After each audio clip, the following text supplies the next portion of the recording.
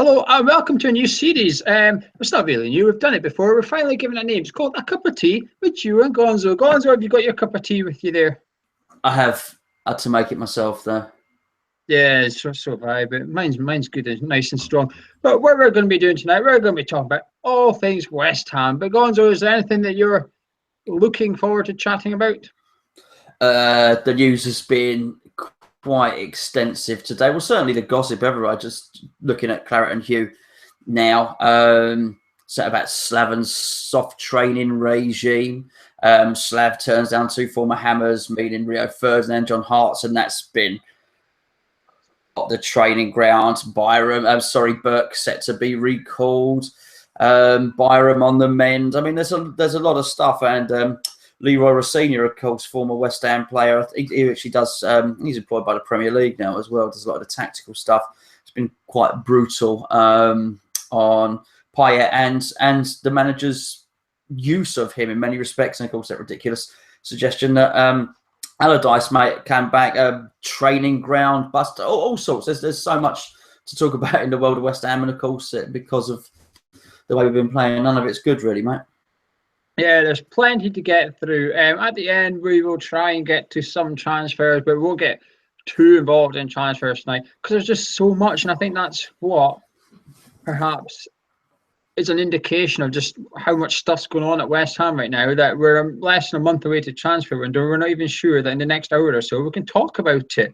I think that just gives you a level of just how much content and problems I suppose there is. But let's talk about our manager first of all. You spoke about him there about his training. What's your thoughts on Bilic right now, Gonzo? We were obviously worked up. Well, I was worked up on Saturday. But we've calmed down. We've been able to reflect on and take everything in, including listen to Bilic's post-match interview, which wasn't the greatest thing to listen to.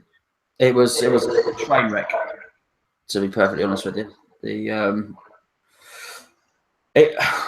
Funny enough, again, I sort of read the article, read Hugh's article on it, and he said there's a lot. He had a million excuses that he could have used. You know, poor transfer window, players being out, lack of fitness, 3 games in a week, and he didn't sort of reach for any of them. He just went for insipid attitude, poor training ground attitude. I found the comments quite worrying. They were a bit defeatist. So, like yourself, I've been talking to people since then. We talk to a lot of fans, of course we do, because of the forum and whatnot, and all the phone calls start. So we obviously went to the game at the weekend, had a nice day out. The trouble, as always, was when the whistle blows, and we started to dissect it afterwards. And then as the few days go on, people start to phone you up and then talk about it. And it was somebing somebody who used to work for the club up until last season. I'm not going to name names, but he said to me yesterday, he said, well, whatever happens, he said, of course, Bilic won't be here next season anyway. And it sort of got me thinking, because you've got the obvious situation with his contract, his contract's going to run out. And then first of all, I thought, well, that sounds a bit sensationalistic. But then I thought about it. I thought, actually, what would keep Bilic in his job? Now, obviously, he was fantastic last year, which is giving him credit. And I think that's going to give them, give the owners everything they need to allow him a little bit more time to put it right. But I think we'd actually have to beat Liverpool, beat Burnley, beat Hull, and get to a situation whereby we really climbed the league very, very heavily, because I don't think just scraping by or even 15th, 14th or 13th is going to allow Bilic to keep his job. I think anything other than an epic run until now, until the end of the season, is probably going to see him not sacked, but not have his contract renewed. But why not? But why wouldn't he keep his job if we finished 13th or 14th or 15th? Because the whole point of the move, so we've been told, the whole point of the move was not for mediocrity, was actually to go up to the next level in whatever the words were. In 4 or 5 seasons, we'll be challenging with the big boys. And I like Slav, I do. I think he's a really nice guy. I think he's a funny guy. I think he understands West Ham, the club. But What do you always say to me? If you're not going forward, you're going backwards, and we would have gone backwards. And I just don't think it's not what was sold us when we were leaving the Boleyn to move to the Olympic Stadium. It wasn't said, "Oh, we'll take a couple of steps backwards, and eventually we'll go forward." It was, no, we'll build year on year. Each year we'll have a better squad. I don't think. I think if Bilic finishes 13th, to use your example, I don't think it'll be enough to warrant a new deal. And if he did get a new deal, it would be a 12-month deal for paltry money. It certainly wouldn't be a declaration of faith in him. There's going to be no big 3-year contract coming for Bilic. If it stays the same, we'd have to go on an epic run. We'd have to change completely and see something like we saw last season for him to get that. I don't agree. He's not been given the right backing or nothing from the start. Like, you can't. If he had been given a £25 million striker when we were sitting in this position, and yeah, I think there's a case for that, but he hasn't been. He's been given rubbish. You can't expect him to perform miracles with a load of rubbish. You know, you can't empty your dustbin and go make a sculpture of art. You just can't do it. But that's what different. Given. That's different. That is, does he deserve to be given a new contract? That's not whether he will. That's not what I'm saying. What you're making mitigation. No, but the owners must think of it. And if you're thinking the owners would let him go, then that means the owners think he doesn't deserve one. And if they do that, then considering that there's already a lot of unrest with the owners, especially this last couple, well, it's been boiling over since the summer, but it's just gradually getting bigger and bigger and bigger, and we'll come on to that. But if they were to even hint about Bilic leaving, I think they're going to have a war on their hands. Despite all this, Bilic has still got the backing. Bilic has still got that biggest backing. For a manager to be this low down in the Premier League at this stage of the season, have the backing from the fans that Bilic does, I think shows just how highly rated he is. And if the board were to get rid of him, I would not want him their shoes. All right, okay, so not 15th. What about if we finish 16th? Do you think he would be offered a new contract? Well, I think he should be. As long as he stays in the, so you know where this is going. Yeah, as long as he stays in the. To be honest with you, if he still got relegated, I wouldn't blame Bilic to an extent. I'd still look at the board and think, well, hang on a minute. The board have got to do their talking in January transfer window, and I don't think they will. I don't even think they're going to do it now. I mean, they've already hinted that we're getting a couple of loanees, etc., to give him what he wants, or he might have to sell first. Sell who? Who's he got to sell? His squad is made up of loanees and freebies. Who's he got to sell? You haven't given him anyone with any value to move on. I think he's got handcuffs. He's almost got his hands are tied here, and the board are asking him to perform something which you cannot do while his hands are tied. Well, we don't know, and that's the trouble. We don't know whose the signings were. That's trouble, because the signings have been terrible. By and large, they have been terrible. So I think he's been dealt a bad hand if the cards were dealt for him. If he's dealt his own hand, if Zaza was his choice, if Feghouli was his choice, if Gokantoro, I think we know Gokantoro was his choice. If all those guys that have failed miserably were his choice, then we've got problems. There's the rumour that Zaza has got this ratcheted system whereby he can't play anymore, otherwise the deal becomes permanent, but that may be negotiated away. So for an extra £1 million, then we get to keep Zaza for the remainder of the season. Now, putting aside whether you think Zaza is any good or not, which obviously clearly we know nobody does. I mean, if you'd have told me last year we'd get rid of Enner Valencia and get a striker that was worse than Enner Valencia, I would have not believed you, But if that push to get Zaza to remain at the club because the belief is that he will come good comes from Bilic, then we got real problems. If it comes from the board, then we got real problems, because a blind man can see that he's no good. And so I just wonder who is doing the pushing in recruitment for players. If it's all come from the board and all those players have been given to Bilic, fair enough. If Bilic has chosen all those players and we're in this situation, then it is a situation of his own making, if you know what I mean. Even if it is Bilic picking the players, though, the board have still got the staff, experts in recruiting and scouting. They have to go look at them. You can't take, if Bilic goes, I want player A, you don't go get player A. You've still got to send your the people that the owners know and trust, i.e. Tony Henry, and then the people that Tony Henry knows and trusts, you still got to send them to go scout them. You can't just buy a player on the say-so of the manager. But don't you think they did? Any football club does that these days. But don't you think they did? Don't you think that's why we got them on loan? Bilic was pushing for Gonzo for a long, long time. Don't you think that's why the board think, oh, okay, well, we'll just pay for a loan? Same as ours or is it just because they're completely tight? One of the two. One of the two. You know, you may be right. There's a truth in here. All I'm going to say about those players we brought in have got some sort of quality to them, right? They do. They just aren't fitting right. Maybe the reason they aren't fitting at West Ham is because they are on loan. You look at Moses last season; he was on loan. The fans were reluctant to really warm to him. Bilic was reluctant to play him all the time. He's now at a club where he's got a permanent contract. Granted, he's always had at Chelsea. But he's now got somewhere that he's got a home, and you can see what he's doing now.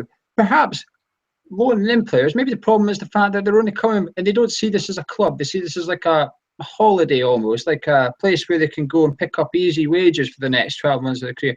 Why should, maybe, okay, they've got a permanent contract then, but look at Caleri, for example. Why should he come here and perform to the best of his abilities? Of course he should, but it's not the way football works. We know it's not the way football works. What's his motivation to get a move to somewhere else? This loan thing, all you have to do is look at our upcoming opponents this Sunday. Liverpool, they went and got Klopp. Who do you want? A pacey winger that can score in the Premier League? No problem. Mane, 34 million, bit steep, but that's the player Klopp wants. Here's the check. Thank you very much. And boom, look what he's got. He's got results because they've gone and got the player that fits the system. With us, they haven't done it. But let's talk about the training, because we're going into a kind of off a tangent with the transfers, which is fine. But we've already spoke about this for 15, 20 minutes. But what about his training comments? You talked about the intensity. What was your thoughts on that? We can only guess at it, really, to be perfectly honest with you. We don't know what goes on in training. I did hear, I mean, it sounds the most stupid thing. I did hear that it was far too relaxed last season. And apparently players were bringing their dogs to training and stuff like that. So that if that was the case, and that probably is too much of a relaxed atmosphere. I don't know. I really don't know. That's a really hard one because it's normally the thing that would be a rumour, okay? But Bilic has come out and said it, and he's saying that the players are not working in training. Now, that undermines his own position. Now, you know as well as I do, because we were on the forum earlier, someone who knows someone has said that Bilic has gone in there and absolutely lost it on that training ground today. And is that true? Again, we don't know, but we do know that he has taken training for the first time. Apparently, he normally stands on the sidelines, goes to his office, and his underlings take training. Apparently, he's gone in there and started organising the defence, which you'd think he'd have been doing already, to be perfectly honest with you. And I'm glad he's doing that. And if he has had a shout at some people, then I'm pleased about it. But I don't know. I mean, what do you think? I think the warning signs were there when Enner Valencia left, and the first thing he said when he went to Everton was, training's a lot more harder here than it is at West Ham. But last year, if it was quite laid back, you got off with it last year because we were doing well, the confidence was flowing, and morale was going. Perhaps players didn't have to work that hard in the training field because everything was just clicking. And sometimes you can get away with that. It's the same in any job, really. If things are just clicking, you can be a bit more laid back. But when the going does get tough, you have to toughen up. And I like Bilic's comments, actually. I know people are saying, oh, it's, he's putting his own position under jeopardy here. Is he, though? Because he's just been honest, I think. He's just been honest. The last thing you want as a manager is to get sacked and then the owners to come out and go, oh, the players weren't even trying in training, etc. Bilic has kind of got rid of that excuse for the owners. Said, well, you can't use that again. It's maybe because everyone knows about it now. And I think it's a clever thing. He's almost publicly shamed the players, and I think it's about time. The players they're never mind them football, the match intensity, but they're training as well. And I think it's about time that the players actually got a little bit of the responsibility thrown back at them here. But as for the whole dog thing and that, I think it's maybe Bilic's foreign culture where he tries to create this family atmosphere at the club, etc. I don't think it's a case of everybody take your dog in and we'll all sit around chatting about your poodle or something. I don't think it's quite like that. I think it's more of a creche. Let's just create this family culture where you come in, you drop your kids and whatever off at area designed at this training centre for that specific thing, and then you go get your training kit on, you go out and do your field, you do your work, and then back you go and pick up whatever it is you've taken with you, your kids, your pets, etc. I think it's just trying to create that family sort of thing at the club. Maybe. I mean, we're guessing, but something has got to change, though. I mean, you cannot. Nobody surely can argue that things stay the same as they are, and everything will just get better. Something needs to change. Now, either that is new players, or it's a change. It's a change to 3-5-2. Do something. Drop somebody high profile. And it was funny enough. It was Tans that said it again on the forum the other day. He said, "You know, when we do our thread and it's team. So it was team for Liverpool. I think the thread was team for Liverpool, and he put a usual team in there, but instead of Payet, he put Queener in there." Now, whether it was the best idea or not, I don't know, but I sort of liked the message that it would send out. So a case of, "Oi, you're dropped. Here's our most talented youngster." What would Payet do? Run off and sulk? Well, the people are suggesting that he's doing that already. So I think I'd like to see how he would react. He needs a rocket up his certainly. But I probably don't think he's the only one. There's a lot of players underperforming. And I think when you're winning, there's an excuse not to play the youngsters and not to try new things. Oh, no, we don't want to break up a winning team. But actually, when you're doing as badly as we are in a relegation scrap. Hull didn't beat Middlesbrough. If Hull had beaten Middlesbrough, we'd have been in the bottom 3. And you do not want to be in the bottom 3 around Christmas time, because mathematically it suggests you have a high probability you're going down. So if we lose on Sunday, we are going into the game at Liverpool in the bottom 3 regardless, because on the Saturday, I think Sunderland plays Swansea. One of them are going to get a point at least, and therefore leapfrog us. So we're going into Sunday's game in the bottom 3, guaranteed. Yeah, I mean, that can't be good for morale. But having said that, what does shipping 9 goals in the last 2 games do for morale?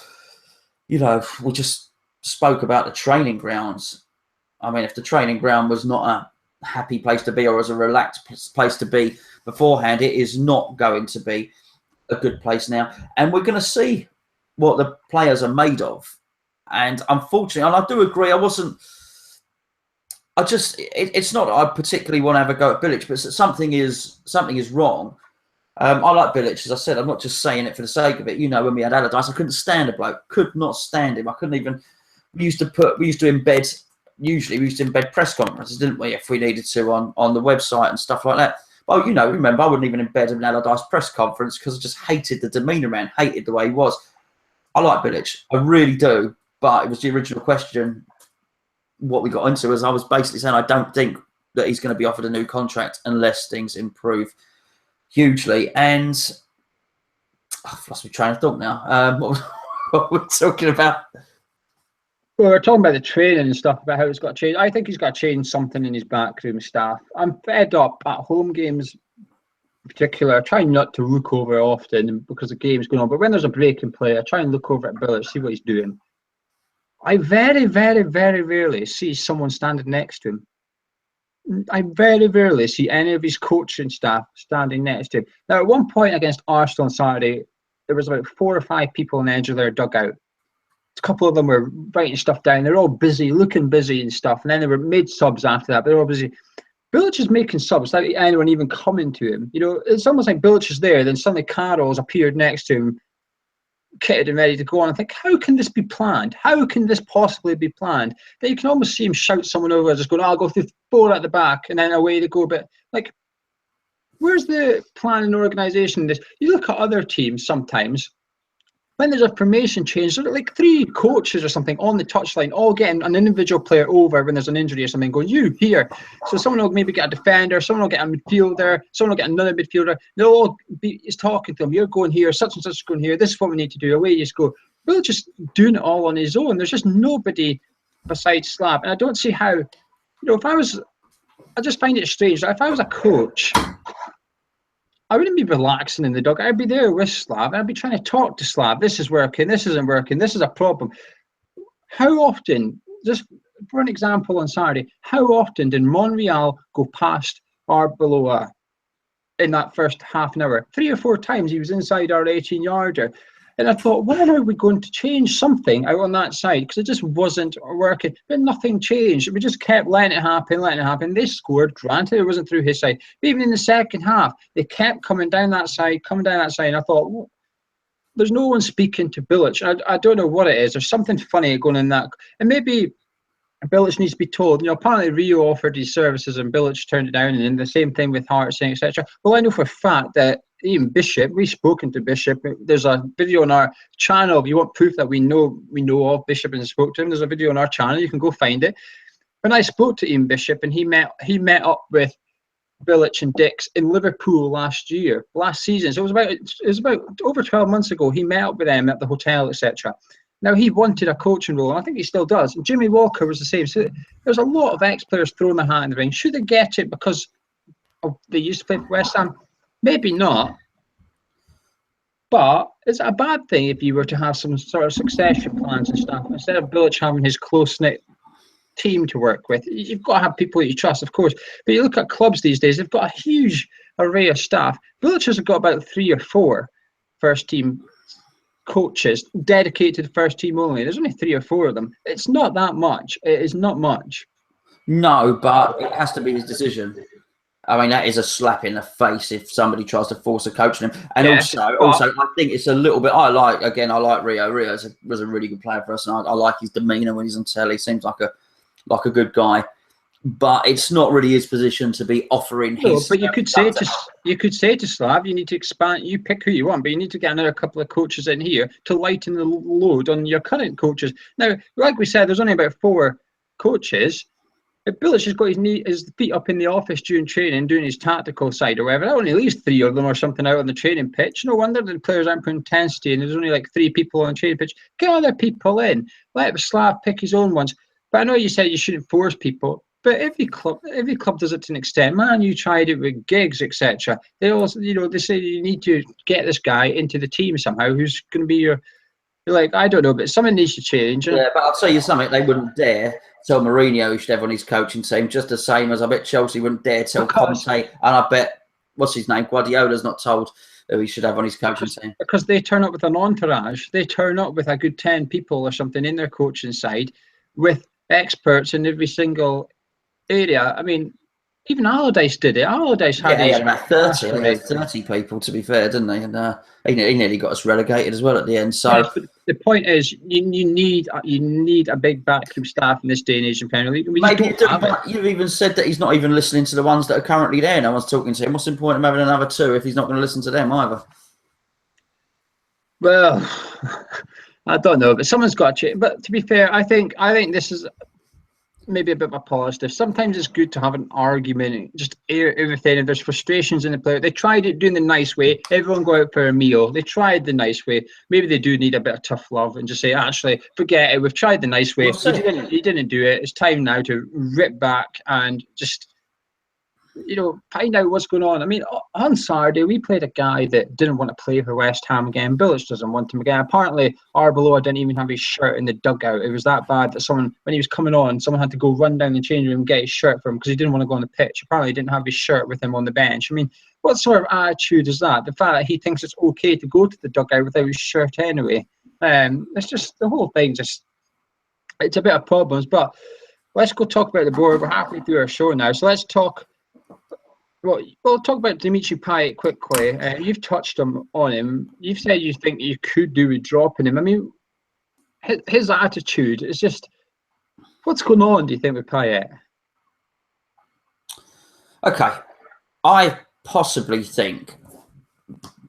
think he believed his own hype. And to a certain extent, why shouldn't he? He had a very good season last season. Every free kick was going in. He had an excellent Euros as well. Looked like one of the best. If you say to anyone at that point in the Euros, but he'd come off the back of that season, he was lighting up the Euros. If you'd have said West Ham have got one of the best players in the world, nobody could have argued with you. Not even a Tottenham fan could have argued with you. Everyone would have had to say, yeah, okay, it does seem to look that way.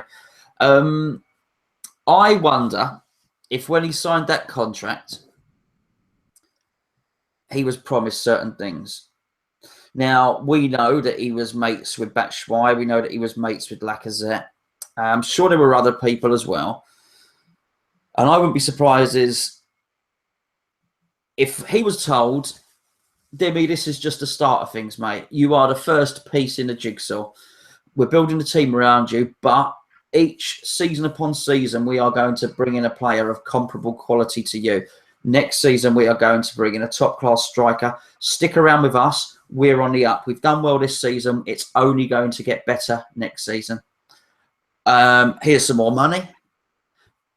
And it would not. Now, I'm not saying that's an excuse. I mean, don't come back and say, oh, yeah, but don't you think you should still apply yourself? I do. You asked a question, what do I think has happened with Payet?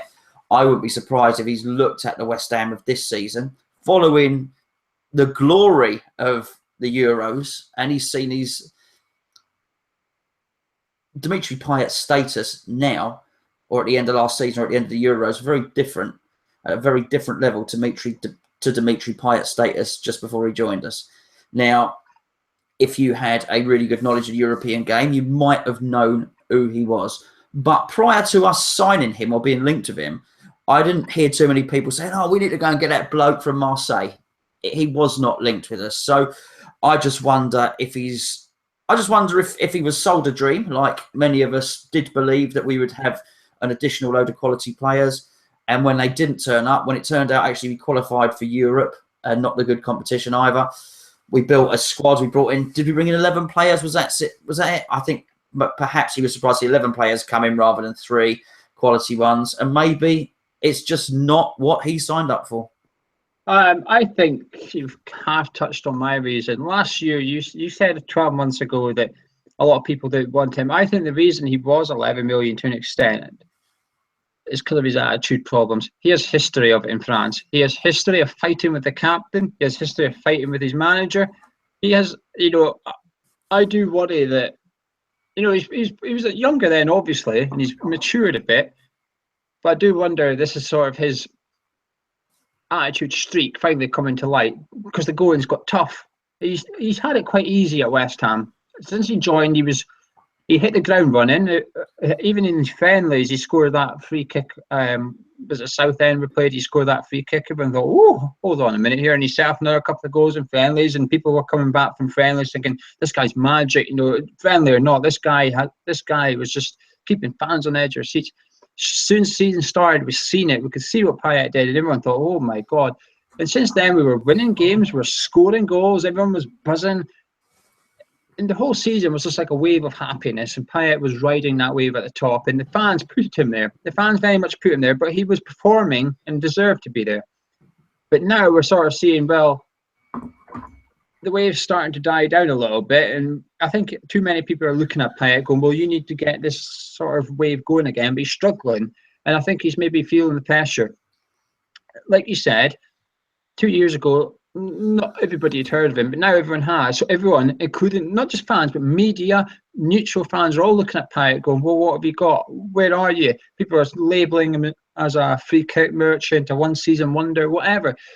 Whether he means or not, it's still going to get to a player eventually. And every player goes through these spells. And I think it's I think it's just unfortunate. I think it's just unfortunate that we've got Bilic's biggest managerial test so far and Payet's biggest test at West Ham at the same time. I think it's just unfortunate.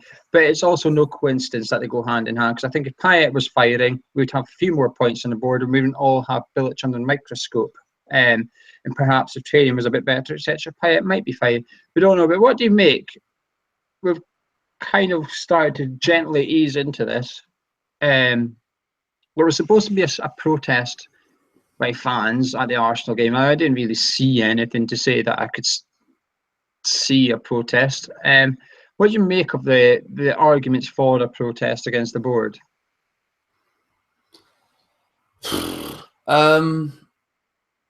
Well, I don't think it'd do any good. All it would do would be to hasten Bilic's departure, because as with any football team, the moment the board start to feel pressure, then the first person to go is the manager. So that's all that would happen there. The thing that worries me more, and I particularly worry when I see what's happened to Block 114, and you see the pictures of the cameras and there's some quite sinister things. And I mean, when we were at the game as well, you saw what the stewards were like down there, didn't you? I mean, they were not. I mean, there was no fisticuffs or anything going on, but they were clearly very, very involved. They aggravated the crowd. That'll do. That'll do. They definitely aggravated things. And what? And then they bailed. They pissed off the crowd and went back up the steps and just left it. And then the left fans. You know, football is quite, even as a fan, it's quite an adrenaline-fueled 90-minute activity to an extent. You do get hyped up. You do work yourself up. So to go in there, and people have had a few beers sometimes, to go in there, really piss them off, really get in their faces like that stewards did. They got in their faces, went at it for a good, 15 minutes. Then they buggered off and left them. The fans aren't just going to calm down like that. The fans are still going to be worked up. And I think it came to a blow. Well, the thing is with it, and this is, you know, getting back to your original question about the board, for me, the biggest problem with all this, and I don't want to get the name wrong because it's not the LLDC, is it Stadium 185? The stadium operator, whoever's employing those stewards, it is by far the biggest problem. And anything that does need, and here is the issue that we're in, anything that does need to be rectified, as a club, we cannot rectify it anymore because we are not in control. So we can actually protest against the board all we wanted. It's a completely separate entity. They can't sort out the standing. They can't sort out the stewards. We had the ridiculous thing of, what's it, the Arsenal one, the Arsenal channel, the Arsenal Fan TV, with a steward, an Olympic Stadium steward, someone who was stewarding in the ground. You saw him in the background. He couldn't wait to get his face on there. He was cheering. So he's clearly left his station, left his post, gone over there to get his face on Arsenal Fan TV. It's a steward from our ground, and he had an Arsenal scarf on. Now, if you watch it closely, someone put it on him. But he wasn't at disgust. Someone put it on him. But he didn't say, oh, no, what's this? Don't be silly. I'm a steward. I'm a West Ham steward. You can't do that. He tucked the thing in. He was proud. He made it a bit more snug around his neck. And it's stuff like that that needs to be dealt with, okay? Because let's be perfectly honest here. The stadium in the middle sections, our seats are lovely. We're really close to the pitch. The stadium in the middle section is too far away from the pitch. If you're near the halfway line, something needed to have been done. They spent all that money. The Mayor of London, Sadiq Khan, is going on, and his eyes are upon us, and he wants to know about all the money that's been spent on it. All that money was spent, let's be perfectly honest with you, they should have come up with an engineering solution that brought those middle section seats closer to the pitch, okay? That, again, can't be done by the board. The stewarding can't be done by the board. If the protest is about the board signing some players, then fair enough. But I don't think that's what the protest is about. I don't know what good it would do, to be perfectly honest with you. Do you not think my opinion is, I suppose, that, I mean, I try not to be too biased, because I was never, as you'll know, I was never for the move until I went to the reservation centre. Until I went there, I did not want to leave. I wasn't looking forward to the ground. I went to see the ground a few times. I thought, I really don't want to move here. Until I went to the reservation centre, and I thought, well, actually, I'm getting a bit excited now. Although it looks nothing, that graphic image looks nothing like it in real life, I will say that. But do you not think they would cut too good a deal? Do you not think? I think we've cut too good a deal. The fact that we've said, you will pay for the stewards, you will pay for this. Do you not think actually maybe we should have actually just kept the stewarding responsibility? Oh, it's the biggest error. Yes, sir. I don't know what you meant by cut too good a deal. So why don't we go back and try and renegotiate to an extent that we do take charge of the stewards or whatever? If we could, I think it would almost be, if I was in charge of West Ham, be the first thing I would do. You know, I'd get to put in charge of stewarding as well, because he used to be a steward at West Ham, and I would put him there, and I would absolutely do it. But I am also aware that it's a company and it's an organisation, and a contract would have been signed for somebody. Somebody will have a contract to do that stewarding for the next 3 years. And do you know what? I don't want to be too harsh on the stewards, because actually that boy, and he was a boy, he was an absolute boy at the top of those stairs for our seats. was a lovely boy. Was a nice boy. He was nice and polite. And I don't really want to go because there's some there that are trying their best, but they're woefully inept. I'm sure he's very, very good at a One Direction concert. I mean, I don't mean that. It sounds insulting and patronising. I don't mean that. I'm sure he's very good at an O2 event or whatever. But this is football, and you've got to understand the passions. And we need West Ham fans. You've seen the clips. We posted clips. We've got all the footage from the bowling ground, the stewards cuddling the West Ham fans and, you know, celebrating when we scored a goal. And it's not just about that, about them being pleased when we score a goal. Actually, it's that little bit of understanding, that little bit of leeway that's required. Actually, it's down to experience, as it is with any job, of knowing, oh, do you know what? We've gone 4-0 down. Of course, they're pissed off. You know, of course. We just that little bit of understanding, right? I think, oh, right, okay, let's all stand in a line. Let's look a bit gruff. Let's go down there. Let's sort of wade in a bit. Or you sit down. To actually have the intelligence. Actually, I'm not going to ask him to sit down at this point because clearly they're having a very, very bad day. I would, mate. I'd get that West Ham stewards in yesterday if I could. What about block 114? I mean, this happened a couple of games ago, but because of the international break, etc., it kind of fizzled out. Half of them got split up and moved to 128. That's snatch squad, right squad, whatever you want to call it. Those big guys in total black waded in and started ruffling them up.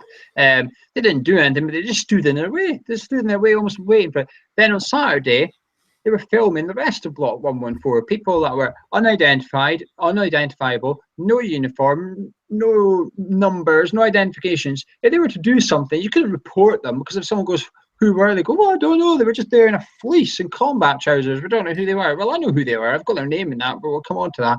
But at the time, the fans must have looking over going, what are you doing? Then in one footage, you can see a bloke standing next to a woman waving at the fans, and then the steward comes over and tells the fans put their phones away and to leave. The game's not even finished. Why is the steward telling the fans to leave? I know we're 5-1 down and stuff. You can't just ask a fan to leave when he wasn't doing anything wrong. He was standing filming a lady filming him, and he got asked to leave, and the guy next to the lady filming thought he was waving. It's like they're asking for a fan to go like that, and then bam, they've got them on the footage. You can't see the guy waving because he's behind the lady with the camera. Now, I'm glad that fan caught that on camera.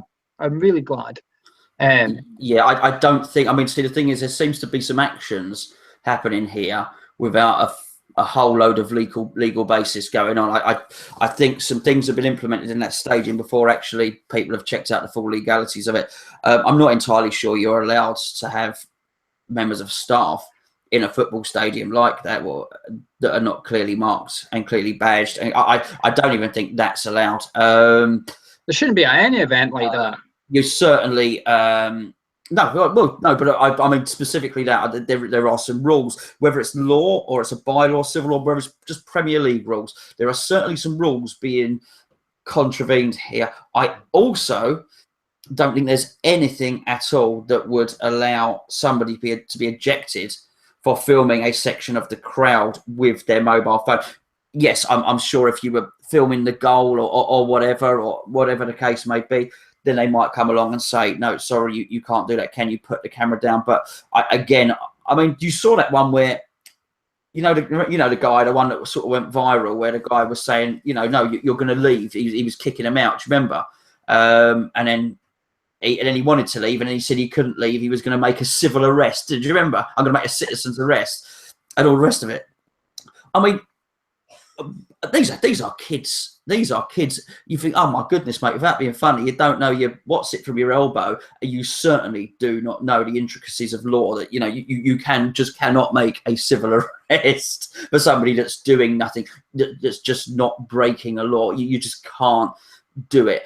And I don't think anybody really knows what's going on there. And I think this moves us on slightly. I know you might want to move on to the larger picture, which is the atmosphere inside the ground. So you went to the Juventus game, but before that, I went to a Europa game. Was it Domzale? Maybe that was the first one. Can't remember.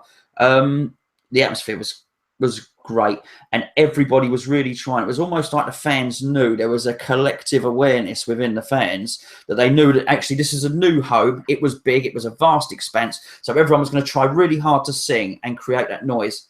And that carried on even to Bournemouth. And we really tried. And it wasn't easy because there weren't many Bournemouth fans there. And they were a long way away from us. And also, it's such a large expanse. The noise takes a long time to travel round, doesn't it? So, whereas in the bowling, you could get chants and everyone could build up a chant at the same time, just purely because of physics. So, for instance, if you're on the other side of the pitch, if the ball hits the bar, for instance, when Dimitri Payet's free kick hit the bar, we saw it, but we actually heard the sound about a second later, because those are the sort of distances you're dealing with. It makes it impossible to get a song going with everybody singing the lyrics all at the same time, just because of the physics of it, basically, and the acoustics. But everyone tried, and even though not all the songs would be in sync, there was a loud noise. And I think the impact all this stuff had, the stewarding, the standing up, the sitting down and moving people around, the letters, I tell them to sit down, the threats to rescind season tickets, all of that coincided with the bad performance on the pitch, has killed the atmosphere in that ground. And that ground requires 100% effort from everybody to make noise in it. And that's been the byproduct. Everything else aside, getting people in and out, ticketing, the byproduct has been that is now a very, very quiet and huge venue. Now, I'm sure a Dimitri Payet free kick goes in and we win 2 or 3-0, the noise level starts going up again, but it would need to start changing soon, because it's just everything's all happened at once. It's because we can't get noise going, because the Block 114 was one of the noisiest parts of the ground. They've been split up and they've been targeted. I know I'm going back to this, but they have been targeted. You know, you can't split a block up for no reason and declare it's because of segregation. Yeah, there's a massive thing in between the away fans and home fans anyway, where they put the ambulance and stuff. There's a huge, massive thing. That is a segregation. But yeah, the other side, there's just a bit of tarpaulin. You know, so you can't. I don't get it. It doesn't make sense. And for one of the games, there was home fans sitting above the away fans in the upper tier, because the lower tier of the away fans were slightly bigger than the upper tier. There was home fans on top of the away fans. I thought, well, that doesn't make sense then, because if it's all about not throwing stuff or whatever, you can easily throw stuff down on top of them. It just does not make sense. I think 114 is being targeted for whatever reason. And this woman, these two women in plain clothes, there's two of them, Jackie and Helen.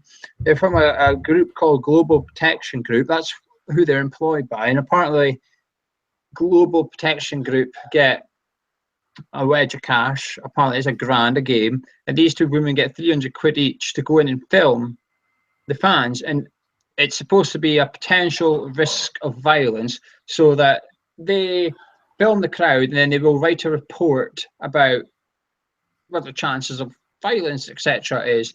But why are they targeting 114? Is this them saying that 114 is the only area in the ground that there's a risk of violence for?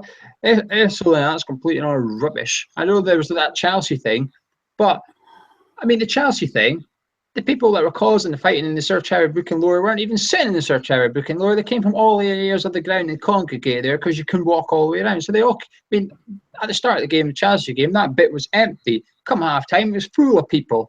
There was no one sitting there, so it wasn't them. So I don't know why they're being targeted. I don't know if it's a club or if it's the LS 185 or whatever they're called, the security group, because when that Snatch Squad rumour came about the day or two before the game, the club denied it and said, no, this isn't happening. It clearly happened. This is my point about the protest. It would not surprise me if the club don't even know. And here's my point. I'm not saying everything's rosy. I mean, look, crikey, we've only got to look at the Zaza deal and all that other stuff. But separating that, just looking at the stadium, and yes, you know, you may well turn back and say, well, why are we put in a situation where we're renting a stadium? I mean, we did try and buy it. Let's put that. But the reason we do not own that stadium is largely down to Daniel Levy and Barry Hearn. To be fair, there is video footage of David Sullivan saying that he doesn't want to buy it, he wants to rent it. But that's a different different matter. Well, you have to send me the link. These two ladies from Global, whatever it. I mean, that sounds really sinister. It sounds really nasty. And what you actually need is some frank speaking. It's all this tippy toeing around everything. Why doesn't someone just come out and speak frankly and just say, actually, yeah, do you know what? We do suspect these people of violence. Then at least then you can have a conversation, and the people in 114 get an opportunity to defend themselves, because at least there's an accusation levelled against them, rather than, you know, smoke and mirrors and whispered suggestions here and there, and people in dark clothing coming in. Like you said, all that, whatever they were called, the old Suicide Squad that came in. The reason we knew about it was all those texts. Someone leaked a text from the security company that were running it, saying he needed whatever 10 good lads and all that, and they were, you know, some mixed martial artists and all the rest of it. And the text came out, and when it came out, you know, I laughed. I said, "That's not real." Crikey, it was real. And something, there's a listen. You know, because we've done stuff with the club before. The club don't. That's not the sort of thing they do. They're not. They just would but not. The problem is, I don't know if that is something the club wouldn't do. The people we've spoke to at the club or the media department who don't get told what's going on, etc., until they find out stuff. You know, they're the last people to know, unfortunately, and it's a shame because they're also the first people that get it in the neck from fans. Yeah. But this is why there could be a protest, and that's why potentially there should be, because it could be the board arranging it. It could be LS 185. We don't know because no one is telling us. We're kept in the dark about it. Even when it gets found out, the Snatch Squad, there's still been no official word from anyone about who they actually were and what they were doing. These people filming, who were they? No one knows. Still no official announcement. If this is the LS 185, why are our owners not standing up for the fans? Why are our owners not coming out and saying, you know what, we don't agree with this. We're going to find out what's happening, and we're going to let you go ASAP. They can't. Because they're in bed with them now. Why can they not say that? Why can our owners not stand up for our fans? Because I think they're all in bed with each other, and I don't mean that all the groups are conspiring. I don't even think they're communicating amongst each other. But we are, unfortunately, now in a situation where we do not own the stadium that we play in, and the people that are there can make decisions. They do not know football, and that will affect the fans. And my biggest concern is, out of everything, is always has been the football and always has been the fans. And I just think it's killing the atmosphere in what needs to have somewhere that needs to have a good atmosphere, because the team are so detached from the fans because of the gaps. Listen, we know the state. No one, you know this. You look at my videos. No one was more positive about that stadium move than me, right? No, nobody. But yes, the seating's been moved forward over the track, but the gap is still too big in the middle. Because of that, the crowd needs to be loud, and all this stuff is killing the crowd. Go back to my first question. Why can the owners not stand up for the fans and say, this is ridiculous? Well, somebody needs to, because somebody needs some transparency. I'm telling you now, I'm telling you why it won't happen. Because they have a partnership, perhaps in bed makes it sound like, as I say, they're contriving to, I don't think that's happening, but they are partners. They are partners with the stadium letting agency. That's what it is. It's a stadium letting agency. They're not partners. They're not partners. It's a contract. It's a contract between landlord and rentee, tenant. It's landlord and tenant. It's a partnership. A partnership is gold and silver, and that's a partnership. But when you're renting a place, etc., if you rented a house and then you went to work and you came home to find out that the landlord had people in your house during the day, you'd be going to your landlord going, what's going on? I rent this house. You're not allowed in my house. Yeah, okay. But at that point, sorry, we're going to go on a tangent about landlords and letting here, but that's the landlord is breaking the rules. Of course you could. If the landlord hasn't broken the rules, which you've agreed to, and then you start gobbing off against your landlord, I mean, you are definitely putting yourself in a situation that I don't think they want to put themselves in. I would imagine the board are hoping that the team start winning and this will all go away.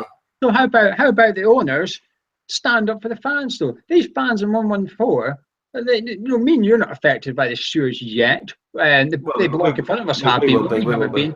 I don't think we will be, to be honest. Our area is quite well behaved, etc. They'll move on. No, of course, because that's the thing. They sanitise 114. What next will they do? They'll move to the one below us.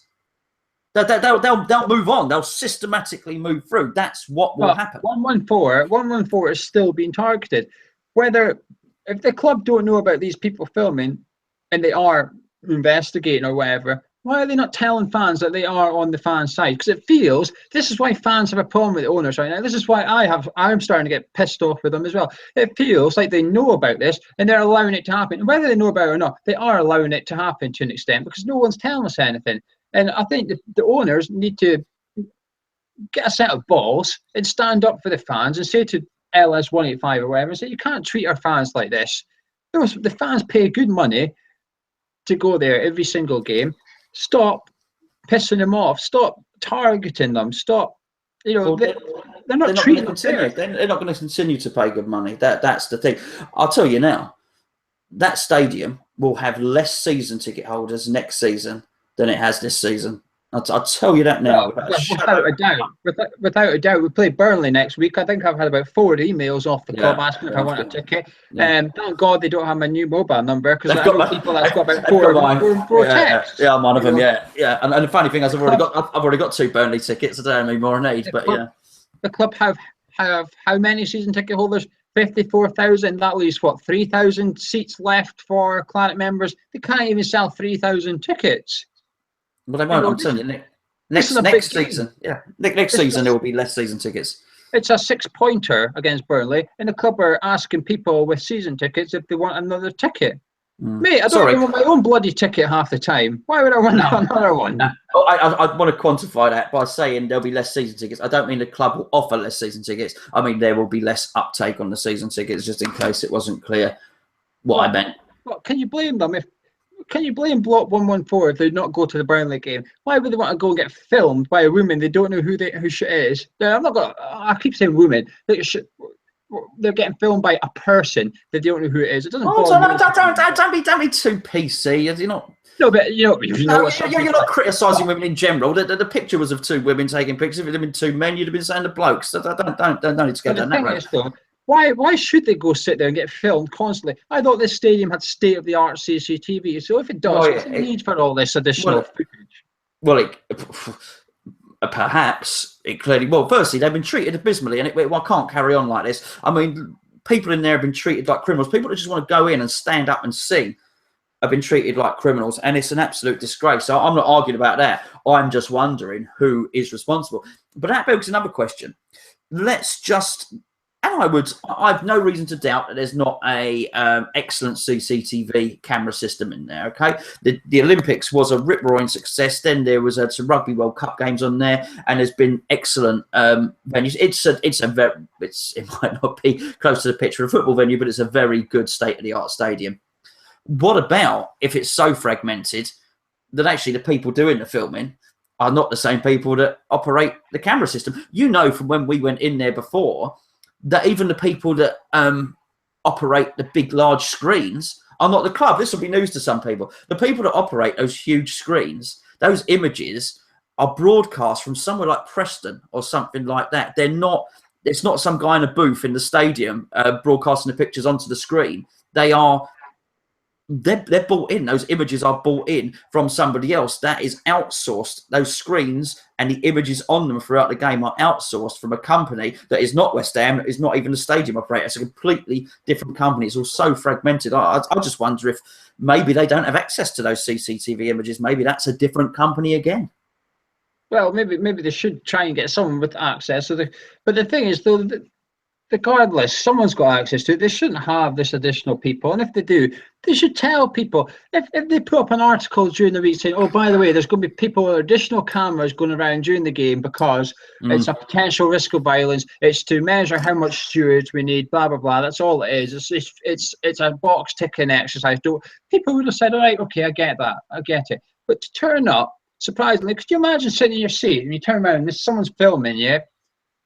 10 minutes later, they're still there. There's a camera, just a handheld camera looking at you, and you're thinking, right, okay, what's going on here? And you turn around again, and someone comes over and says, can you stop filming the person filming you? Would you like to leave the stadium? You're going to think, what the hell is going on? What the hell? What have I paid my season ticket for? To be fair, mate, I'm the wrong person to ask because I am normally walking around with a camera. But the thing is, people need to know. I mean, I'm going to speak on the behalf of someone now, actually.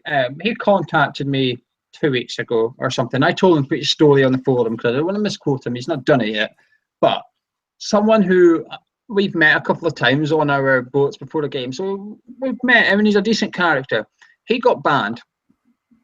He got banned from the stadium and got told your season ticket gone. He asked what he'd done and he got told it was for antisocial behaviour. He said, yeah, but what have I done? He didn't get a reply. he lawyered up. He took West Ham to court, and West Ham settled out of court with him.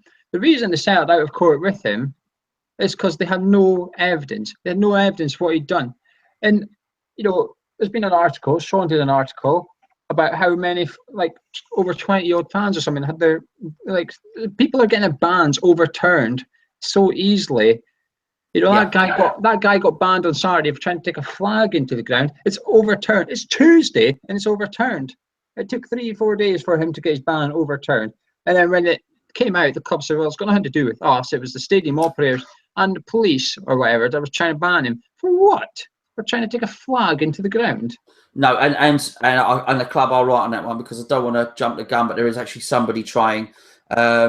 It's going to make a flag very soon, a West Ham flag, a massive West Ham banner, and it's just being done through the fans, by the fans. I won't spoil the announcement because it's you know, all the fine details, but the club are very, very much behind it, and I probably should speak on the club's behalf. Actually, the club have actually offered to store that flag between games.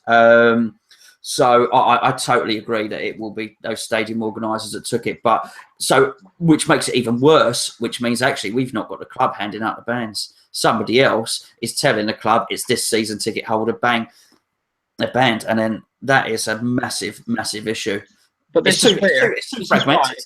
Too fragmented. This goes back to my question 15, 20 minutes ago. This is why people are getting pissed off with the board. And this is why I'm getting a bit pissed off with the board, because everything's done to Bob. The transfer window was done to Bob. The stadium, the way it's been run, granted it's not by them, but the whole thing is just, you just look at it, you think there's problems everywhere. There's negative, they complain about the negative PR. It's their own doing. Like this whole filming fans and, you know, constantly harassing fans to try and buy a ticket for Burnley. Like, if I don't reply to the first text saying I want a ticket for Burnley, I'm probably not going to reply to the second. I'm definitely not going to reply to the third one. Okay, and I appreciate the offer of eight Burnley tickets. I don't want 8 Burnley tickets. I'm fine. I'm all right. But it's just, there's too much wrong with West Ham right now. And ultimately, when things are going wrong, you said it about Bilic. When the results aren't going right, you look at the manager. Well, when things are going wrong off the pitch, you have to look at the board.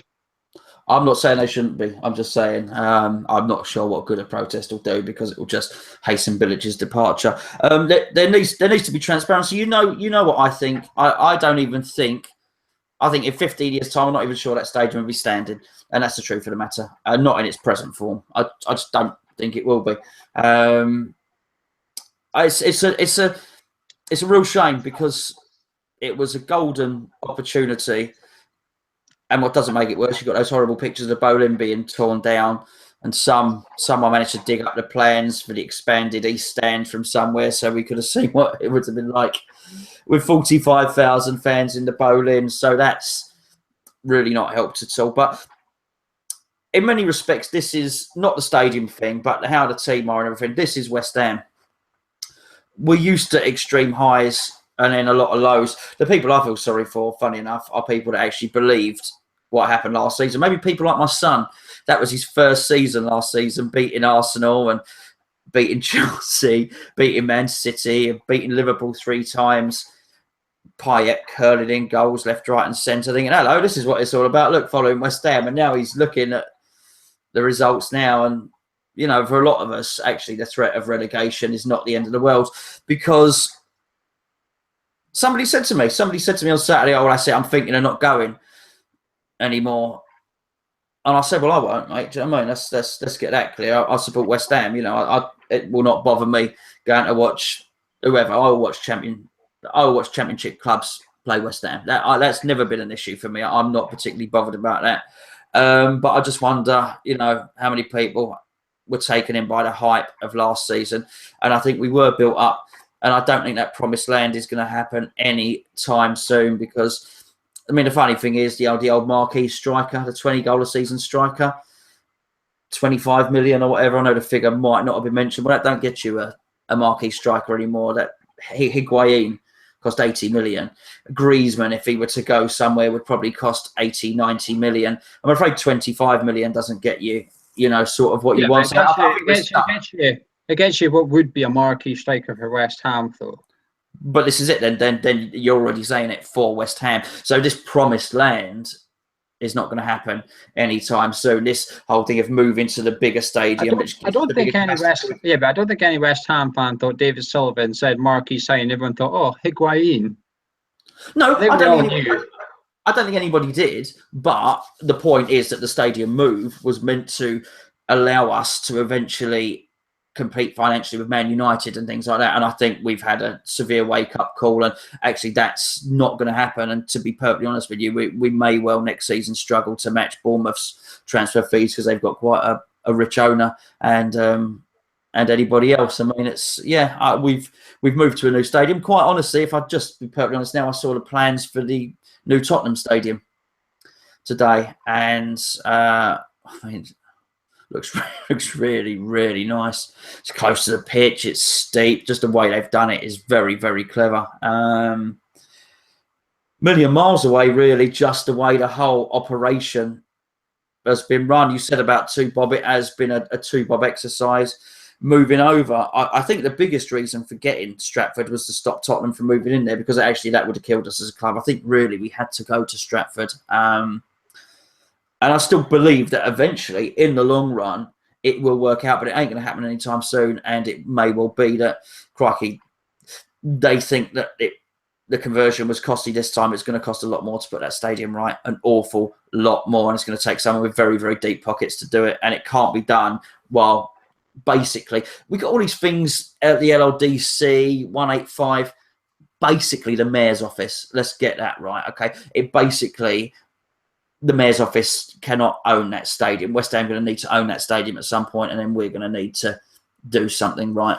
The worst thing is, I think a lot of people have stopped complaining about the running track. I think a lot of people have started to die down a bit about that and get used to it. But the problem is, there's so much other stuff going on with this team.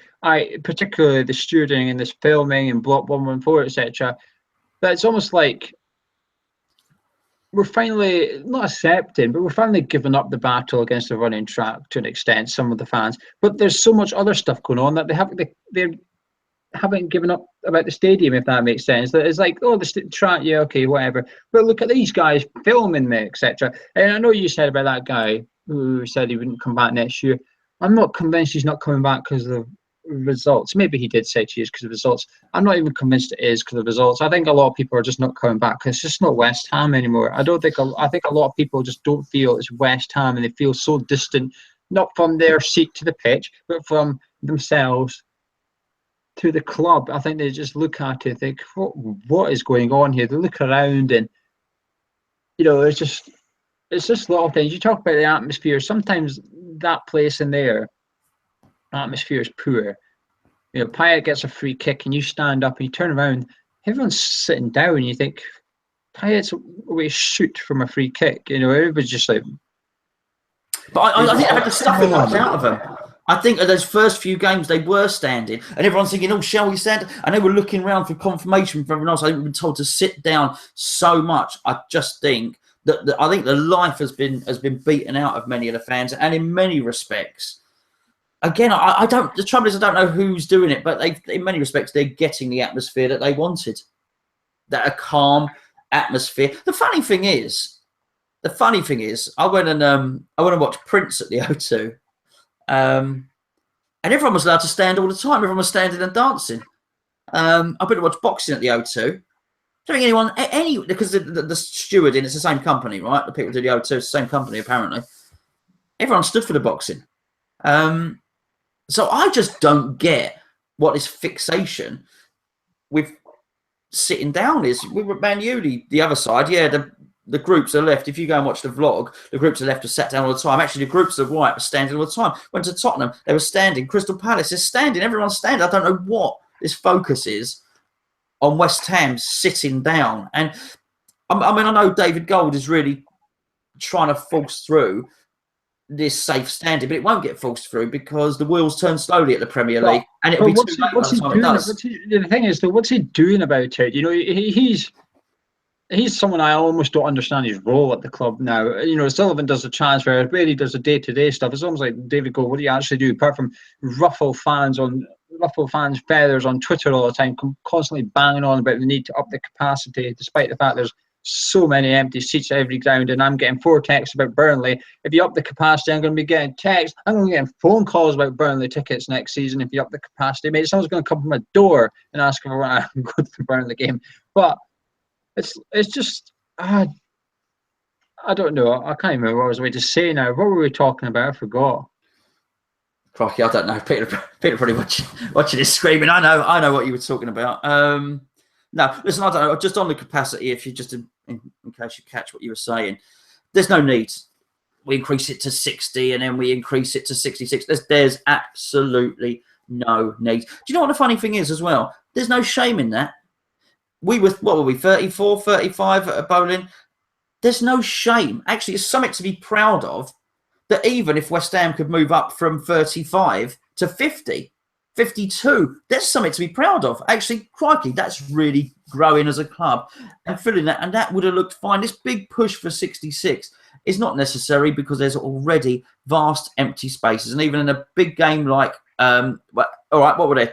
Behind you, 2 seats? Empty? Yeah, beside me, right of you?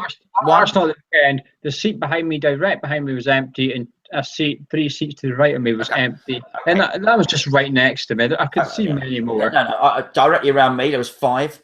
I texted Tom at half time, said, "Are there many seats there?" He said, "Yeah." He said, "The 2 directly behind me are free." He said, "Then there's another 3 just along there." So if you sort of added up all those 2s and 3s, then I wouldn't be surprised if it was, if there were a couple of thousand down.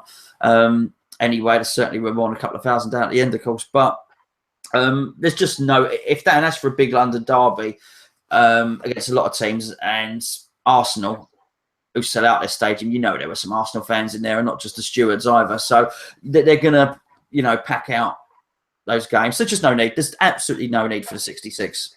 David Gold safe standing, that's what we're talking about.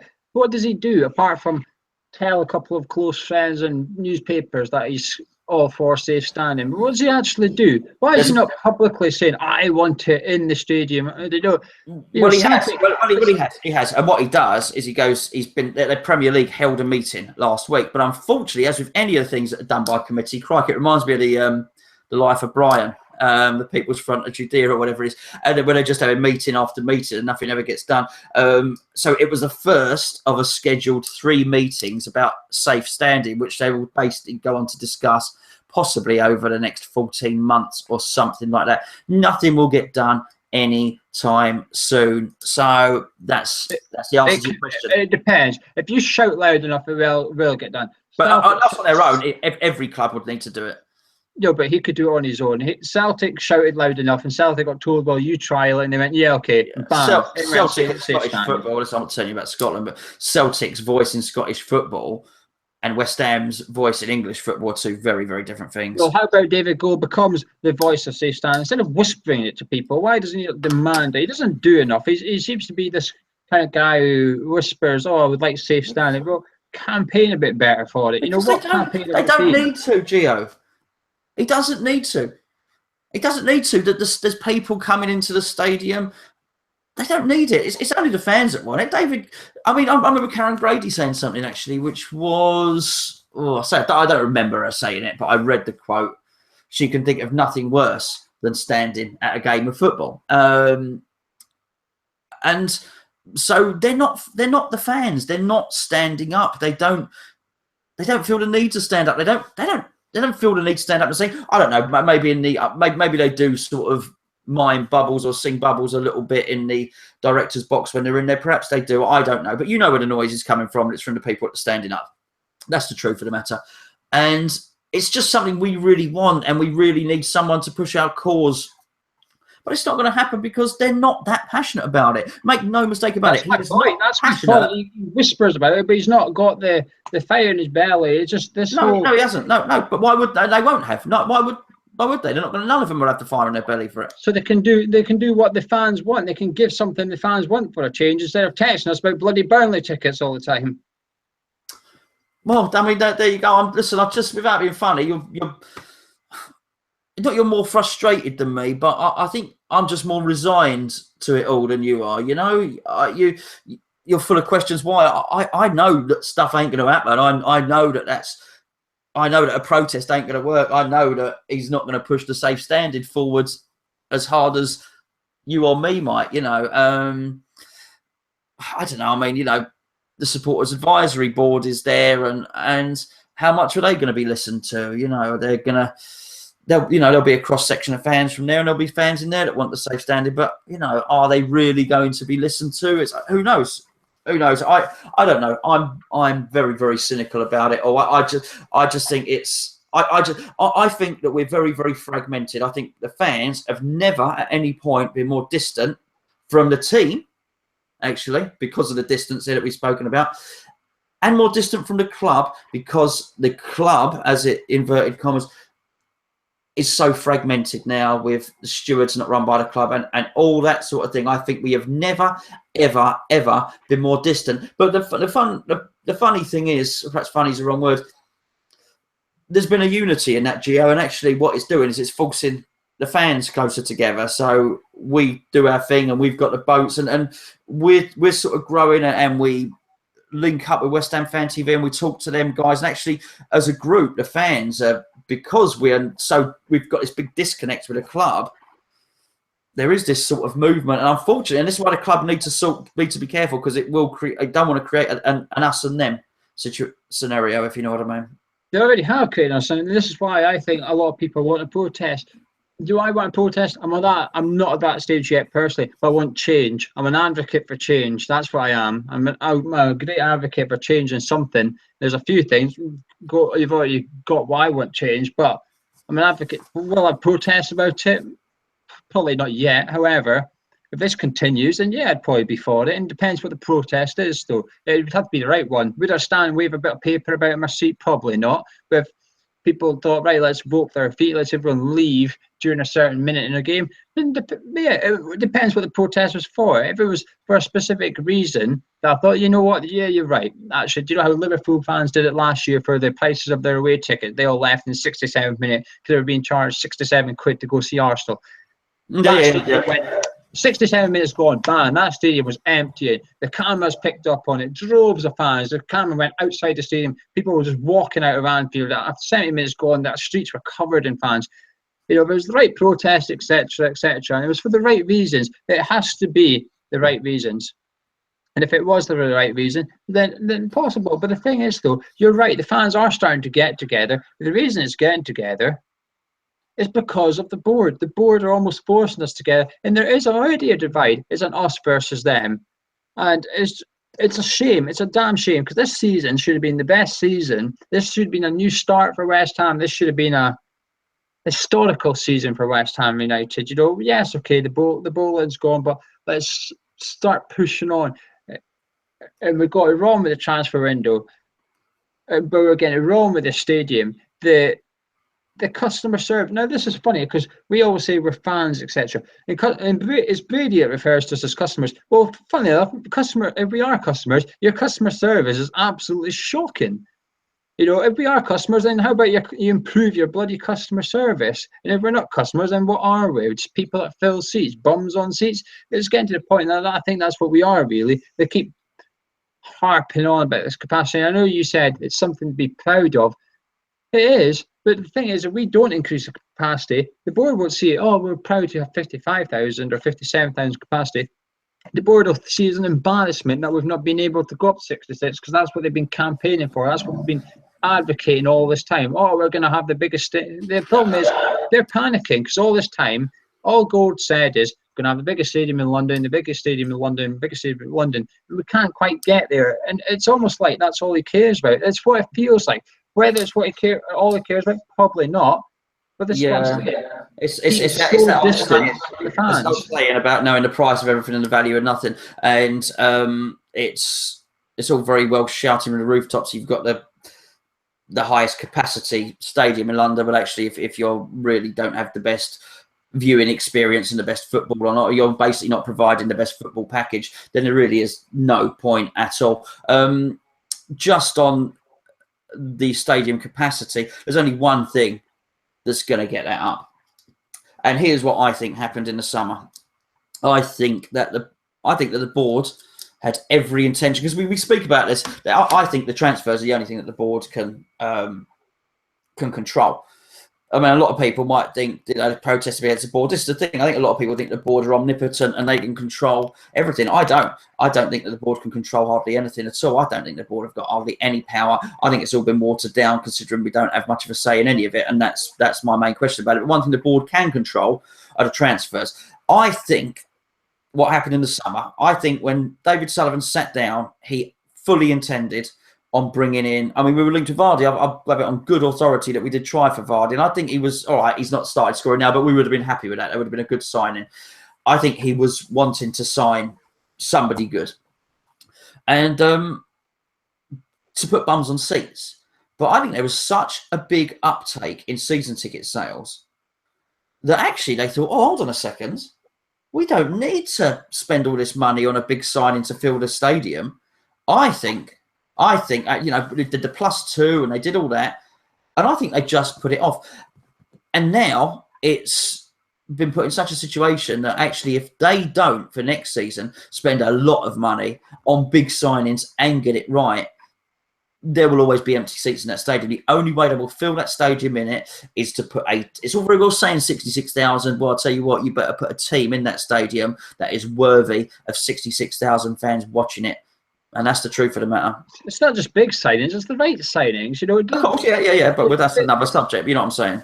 The big signings aren't always, the right signings. To the boards, as a big signing, he kind of is a big signing. You're getting him from Juventus, Italian international. He's 24 million or whatever, but it's not the right signing. But the thing is, though, like you said, though, if that's the only reason they went after this big striker. It just proves that the board were chasing the dollar. The board were going after the money of the fans. Well, it doesn't prove it. It's just my guess. It's not just your guess. There was plenty of people with the same theory as you, and we can't all be wrong. No. Listen, and some of what we have to guess because we don't get any information, and there's really a lot of the problem. We don't get the transparency. We don't find out who old Linda and with their cameras or whatever their names were. We don't have any of this information. We don't know what really happened in the transfer window, and we don't really know what happened with the sea. So we have to guess. And I'm sure some of what we've guessed just in our discussion now will have got right. But it is all guesswork. But what is, we're not happy and we're not in a good way at all. And the team can help. The team can really, really help all of this other stuff. And I'm sure that I bet the board are kicking themselves because when bad things happen, then, as I say, the attention goes onto the board.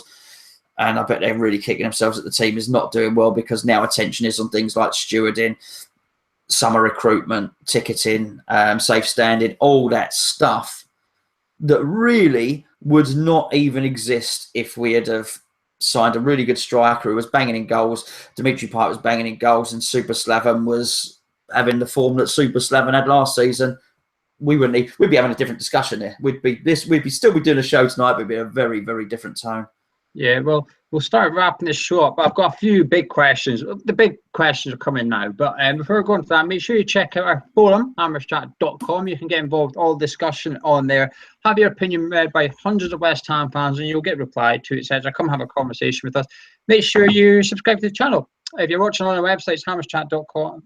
It's youtube.com/hammerschat. Make sure you subscribe. Our preview for the Liverpool game will be up on Thursday at noon, so make sure you check that one out. But Gonzo, I'm afraid it's time for the big questions. Out or in?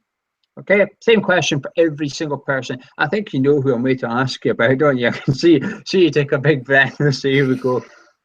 Let's start with the guy we spoke about at the very start of the show, Mr. Slaven Bilic. Slaven out or Slaven in? And where are you at? Where are you at with Bilic? Round it up, just a minute or so on each person. A few words, I think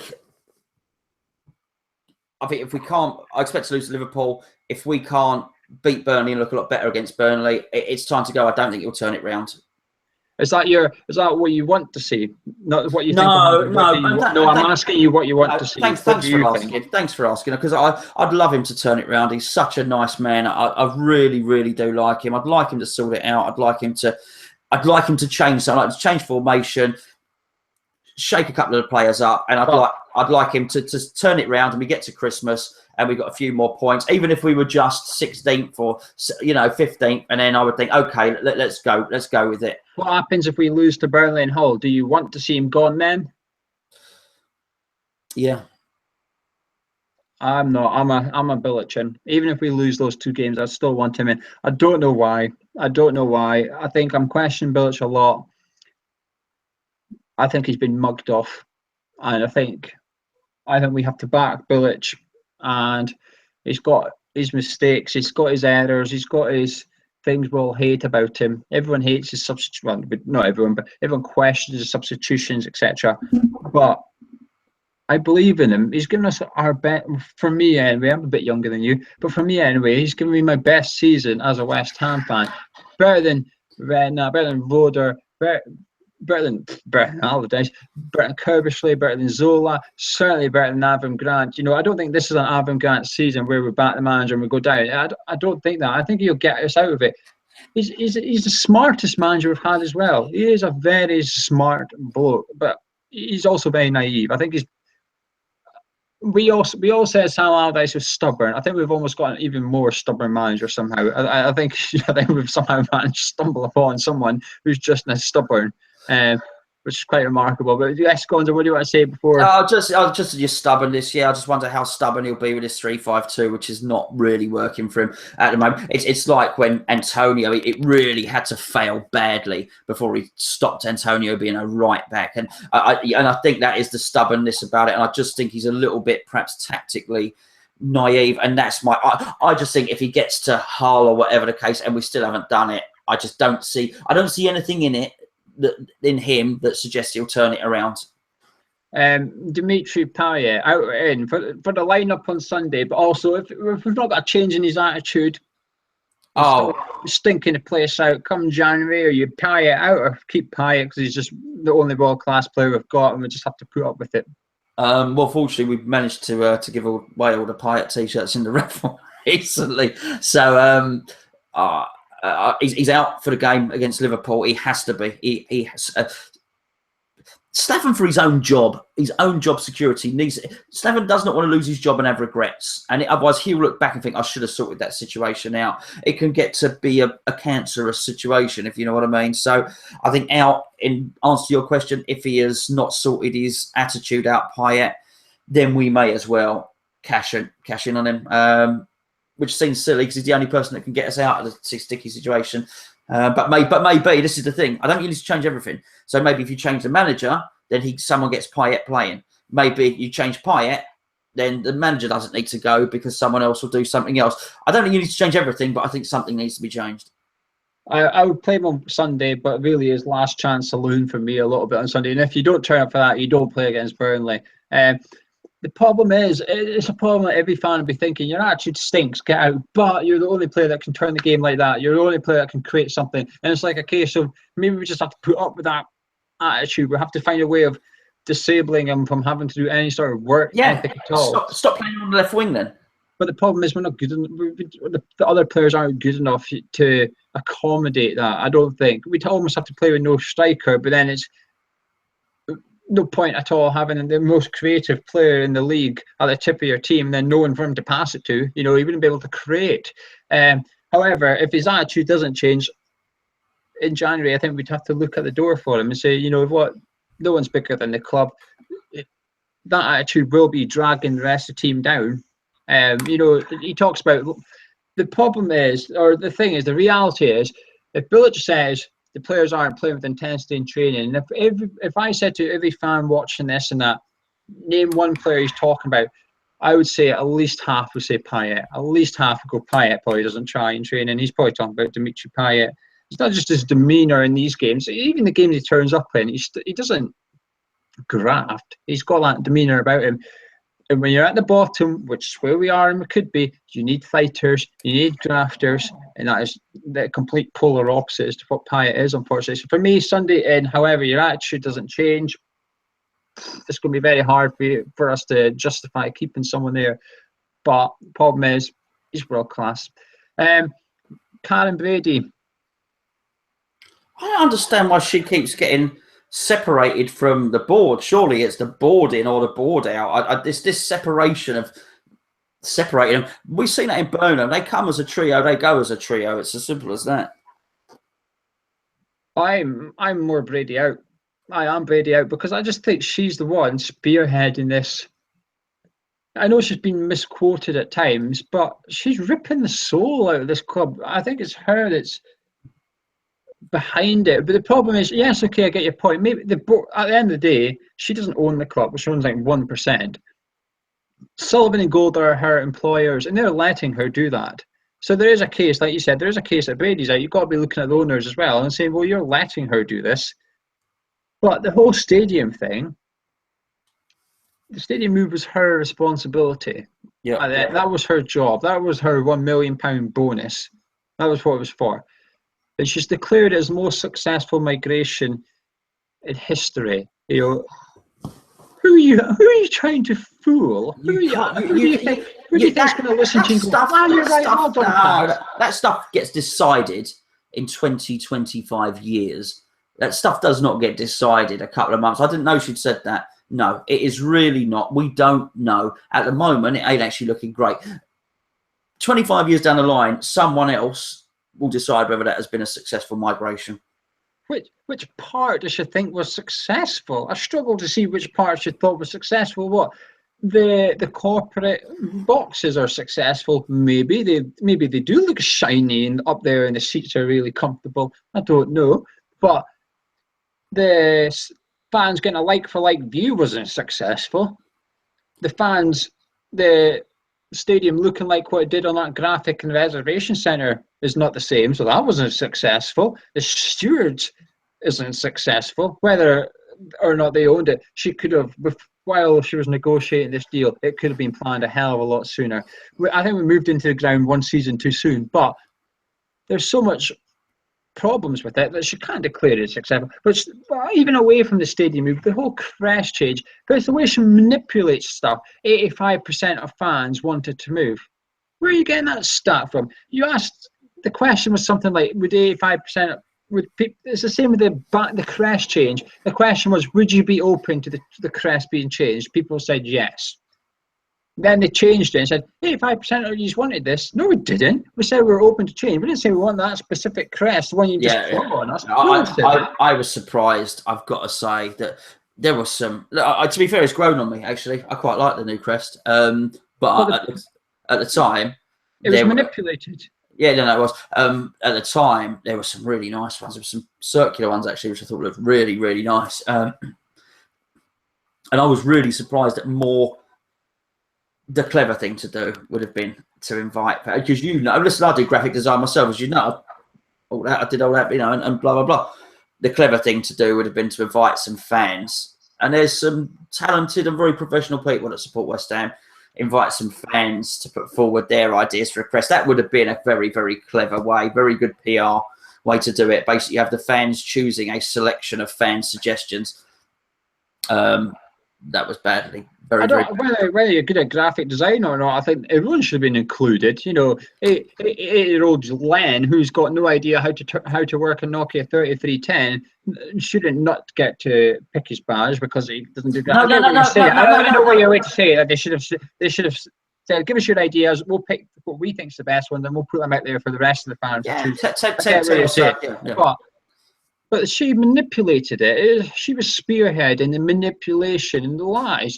And it was her that sent out the letter, sit down or you're getting a ban. This whole thing, this is why people want her out. She doesn't get it. She doesn't, it's almost like, I know football's a business these days. Doesn't mean you have to run it like 124/7. Show some compassion. And this is the difference between them three. Sullivan and Gold do show compassion. They will, whether it's a fan that's struggling with cancer, whether a fan's passed away or whatever, or the guy that got banned with the flag, David Sullivan, the junior one. David Sullivan was the one that got in touch with people at the club and said, you need to sort this ain't right. He stood up for the fans and that. But Gold and Sullivan, I think, show compassion. Brady, I'm not convinced. I'm yet to see something. Well, I know that's her demeanour. I know she is an iron-fisted, cold businesswoman. That's why she's successful. But there's a time and place for that. And the time and place is not 24/7. No. I agree. Just what you said about young Dave Sullivan. It's worth noting actually that at the moment Jack is in that club, right, and he is doing. He's basically doing work experience. He's doing a couple of days in the ticket office. He's actually answering the phones, and he'll go into the club shop. He's working the tills. He is actually from the ground up, even the menial jobs. He's actually learning all the stuff needed to run that club. And I think that's a really, really smart move. I think good on him. And it was his dad's idea to put him in there. And that's actually exactly the right thing that's needed. So you're right. There is that humane sort of way of doing things, which I can do. But Karen Brady doesn't help herself. I did watching the Apprentice. I know you like The Apprentice, don't you? It's almost like I watch it at the moment, and because she's obviously playing up to this hard-nosed character. Because there's that other guy, what's the geezer's name in it as well?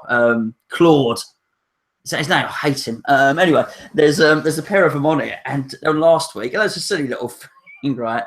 They turned up in the house, and the guy ran downstairs. He said, "Oh, Karen and Claude are here. Karen and Claude are here. And Karen, Claude, do you want a cup of tea or coffee?" And she went, "No, I don't." Something like, "Don't be ridiculous. Come, just get down here now."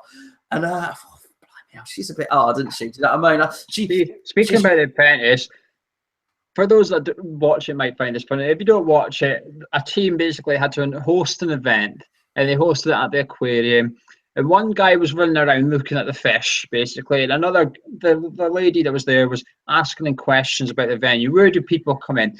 And Karen Brady that did her interview, she said, "They've got an event tonight. You need to be making yourself familiar with your surroundings. This is where you're hosting your venue." I thought, well, take your own advice and get your arse over to the Olympic Stadium before you ship this all in with the stewards who are going to aggravate fans, selling bloody popcorn and sending me messages about Burnley tickets I don't bloody want. Piss off your Burnley tickets. But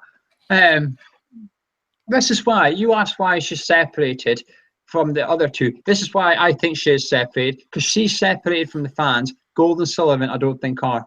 No, I know, and you're right, and I do think there's sort of an on-screen persona. I don't think The Apprentice helps because basically it's pantomime. She's a pantomime villain in that. She is basically the Wicked Witch of the West in that, isn't she? Do you know what I mean? And I don't think it helps her at all. I think you're right. I think she could probably do with showing a few more soft edges. And that letter was a shambles, that one that went out, because what it was very, very draconian. She went in wielding a very, very large stick, and it was very much, you will be banned if you will do this. What there was none of was any pleading. There was no, look, we understand it's been difficult for you. Please just bear with us. We'll try and make it a little bit better. We'll start to migrate people over to you with like-minded. We mucked up at the reservation centre, which was the opportunity to get all the people together. It was, you will be banned. We do not accept this. It's against Premier League rules. And it didn't seem to be any buffer zone there with anybody. Funny enough, I don't really like PR. But actually, that was exactly the time that a PR representative needed to turn around and say, right, if you just pass me that, I'll proofread it and I will take the rough edges out of that statement and that letter, Karen, because that's nasty. You are going to rub everyone up the wrong way. You're going to put people's noses out of joint with that. And it was nasty. It was just a threat to ban. And you've seen by how many of the bans have been overturned, how badly it was thought out and how badly it was implemented. So, yeah, I don't get me wrong, I'm not immune to it. I can see how they're separate, but I much like the protest. I think all three in or all three out. I don't know about how close are you to them? Let's just say Brady out. You've just said you can kind of get it, right? How much are you for her, against her, as like a percentage? Blimey, I don't know about percentage. I think she struck what seemed. The trouble is for me, as you know, I was the one running around with a camera filming the Olympic Stadium before. As I was, you know this. We did the thing, and in many respects, we built a lot of the channel off the back of the stadium move. So I was really excited about it. I also thought she cut us an excellent deal. If you wanted anybody to be a hard-nosed businesswoman, I remember her sat in front of the Select Committee. The House of Commons Select Committee, there was like an oval of people, politicians, all sat around it, 15, 20 of them, and she held her own. And actually, when she was backing our cause, I was quite proud to have her on our side. But this great deal has turned out to be not such a great deal, because for many of the stuff that we've the stewards was a bad mistake, and it was really when we were getting towards the end of it. We speak to people and they're saying, actually, we're losing our jobs. If you hold on a second, I mean, I can't say his name. I can't say his name. Because I'll speak to him afterwards and say you should have said it. But I spoke to somebody who used to work for the club yesterday, and he said to me, "There's just been too much change." And he didn't have his position renewed. He's quite a high-profile person as well. A lot of people know who he is. He was saying it's been too much change. We've changed the training ground. We've changed 11 players. We've changed the stadium. There's all been so much change. The club can't quite catch up. But we were talking to people, and they were all, so many of them losing their jobs, and the stewards and the staff. And crikey, I can't remember the lady's name. Remember the lady in the press room, the tea lady that used to end up the pie and chips and that. And she'd been there for how long? Just so many people that were employed, and it sort of lost its soul. And so at the start, do you know what I'm saying? At the start, it looked like she was cutting a good deal. The more you look at it, actually, you think this is actually impacting people. This is impacting people's jobs. And now the move doesn't look so good. I'm not 50-50. I'm more against than for. So you've gone from Brady in to Brady out almost while talking. It sounds like you're going from Brady. No, I'm talking about last year. What I'm saying is, from last year when we started filming, I was very, very positive, and now it gets to now, and with every minute goes on, it gets worse. I'm more and more, brave. Not that you pushed me on it because you want me to separate them, but I'm more and more, I would say, more bored than anything else. But since you want me just to compartmentalise it and put it in that, as with each growing week, I'm more cynical about the job that's been done. The more we unearth, the more we uncover, the more we find out that it's actually. So I've gone from very positive when, as you say, when we walked into that reservation centre last year, as sad as we were, to now thinking, oh my goodness, this seems like a stitch up, and I'm not entirely sure when we're going to get our West Ham back. So original question, percentage wise, put a figure on it. How much are you for Brady out?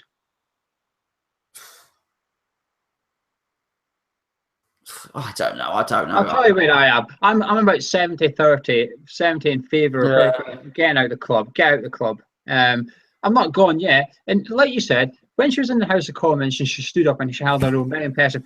That's what she needs to be doing for the fans right now with this footage and stuff. And if she was to do that and stand up for the fans, maybe she is. Listen, maybe she is behind the doors. We don't know for sure. But if she is, why does, like you said, they need a PR person to look over a statement? Why is there a PR person that's saying, well, how about we tell people what Karen Brady's doing for the fans right now, so they actually get behind her a little bit? While I'm 70-30, I'm not completely 100% against her.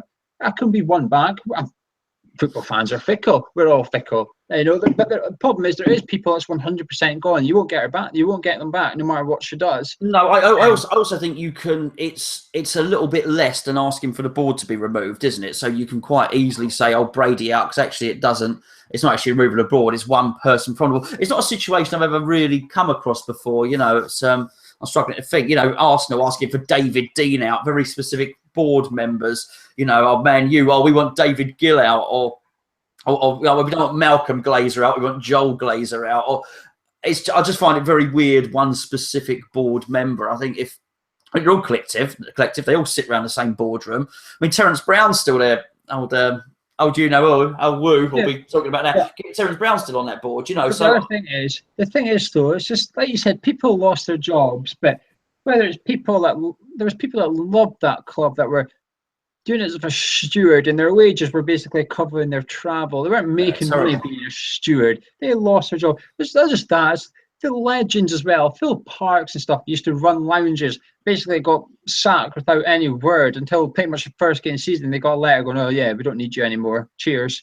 I'll tell you now. I'll tell you everyone. I've got we'll be speaking to Phil very, very soon. So on camera. So I know Frank McAvenny is the same. He hates Brady because of everything that's going on. The legends of West Ham United, the people that adore, have all just been cut off completely from the club. No, I mean that is a disgrace, and I can't. But then that's why you've got to say, well, who did that? But we don't know for sure. But that's my point. I don't know. What was it? You'd struggle to convince me at the moment.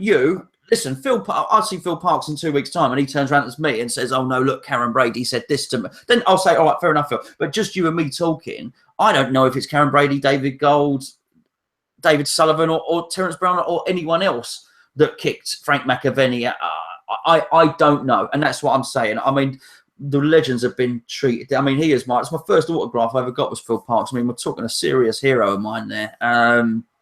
So no, I mean, I think that legend lounges should be full of those types of people. And I'm listen, you want percentages? I'm 100% on the side of the ex-West Ham players. Make no mistake about it. I've spoken to 2 of them in the last few days. You know, I mean, you want percentage? They're far more for them than I am for anyone that would run the club, because we are always a club. The fans are always a club. The ex-players are always a club.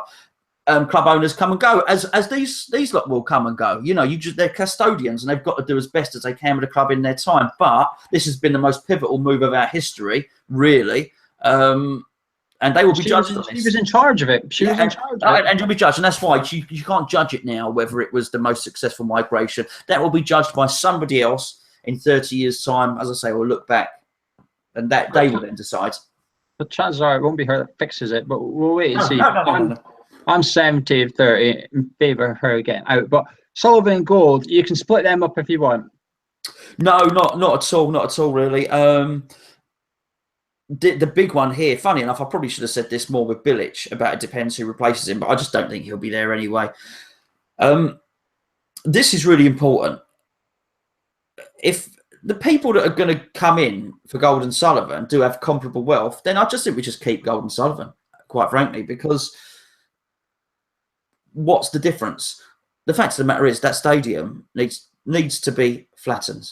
Okay? All right, this is what needs to happen. This is what needs to happen with that stadium. The athletics legacy needs to be retained. It's UK Athletics paid into that stadium. There's no point saying UK Athletics paid more into that stadium than we have. So let's get that right. Okay, so that's part of the deal. Okay, quite simply, the running track next to it and all that land next to it, a 25-seater, 25-seater, a bit better there, 25,000-seater stadium with a running track needs to be built there. UK Athletics, there you go. That's what you've got. Actually, the site we're on needs to be either flattened or some very ingenious structural engineering needs to be done. That needs to be turned into a football stadium for us. Also, at the same time, that is going to need to be bought off of the mayor's office, basically, the City of London, whatever it may be. It's going to cost £1 billion to do all that. So whoever takes us over are going to need to be multi-billionaires. I'm talking like Man City's wealth or something like that, okay? And if somebody can come in with that sort of wealth and buy West Ham, I'll take it tomorrow, Geo, to be perfectly honest with you. If someone came in tomorrow and said, I can change the club like that, and actually I'm going to make a stadium better than Spurs, right next to the pitch, steep sides, whatever, 55,000 capacity, and I'm going to build you fans, the fans take into account, and I'm going to extend whatever, Pudding Mill Lane Station or Stratford, so that the station comes right next to the stadium, something like that, then I would take them gone tomorrow. If it's going to be someone of comparable wealth, what's the point? I'll keep them. Because they might buy decent players. Not with the same money. They won't know because they haven't got any more money. That's the point. Go to Sullivan aren't paying money. The owners aren't paying out money. They've got the money. Apparently they had 25 million for a goal striker. Where is it? Why didn't they spend it? Well, clearly they don't, because we're still 100 million in debt. They don't have the money. Okay. Yeah, but that's why people are getting pissed off with the owners. Absolutely. So why do I want somebody else that hasn't got any money? That's what I'm saying. If someone comes in, I want them to be richer. You're saying, why don't we get someone comparable? Maybe this person, even though we're the same, they might run the club a bit better. They might reduce the debt or buy players, one of the two. But the owners at the minute didn't do anything in the summer. Went from 100 million to 100 million and buying players. Yeah, but the last summer they had a very, very good window. Okay, so, if we're going to judge it on windows, the last windows, well, no, there's an old saying, better the devil you know than the devil you don't. And if someone's going to come in they didn't spend loads of money. They didn't spend loads of money last window. Exactly. So what's the point in getting someone else in who is not going to spend loads of money? Who's to say they wouldn't? Well, that's what we're talking about. If someone comes in and spends the same amount of money, I think we keep who we've got. If someone's going to come in and spend lots of money, then change. Yeah, the problem is they're not spending any money. They lied about the debt. They said let's just, before we moved, they said, we'll be debt free. But then they twisted it and said, well, we're bank debt free. It's not the same thing.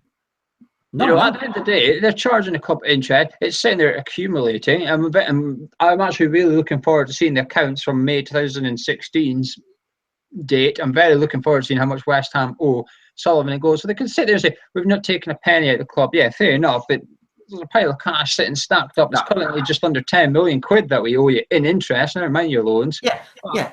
But that's so as when they sell it, then whoever comes in has to basically pay off their debt. So that's when they will get even more money, because all the interest that's accrued to them, the new people that come and buy the club will basically pay for that. They'll pay that, so they'll earn more money there. That's why they've done that.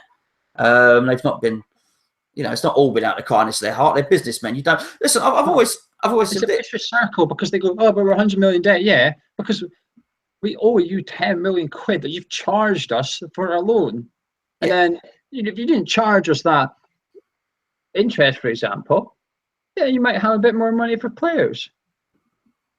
Well, yeah, I mean, you might, but I just don't think, as I say, I mean, so why get someone else in that's going to have the same amount of money? I just don't. They might not lie to fans. Well, they might not. Listen, what you're not convincing me with what you're saying, but somebody might, with the same amount of money, might come in and be a bit more on. I don't see it. I want someone to come in with a big checkbook who's going to change our fortunes. That's what I want to happen. But I'll tell you what, because what you're dealing with is businessmen. I'll tell you something about businessmen. Okay, Mr. Sullivan is rumoured to be worth £1 billion, right? Mr. Gold, 500 million, something like that.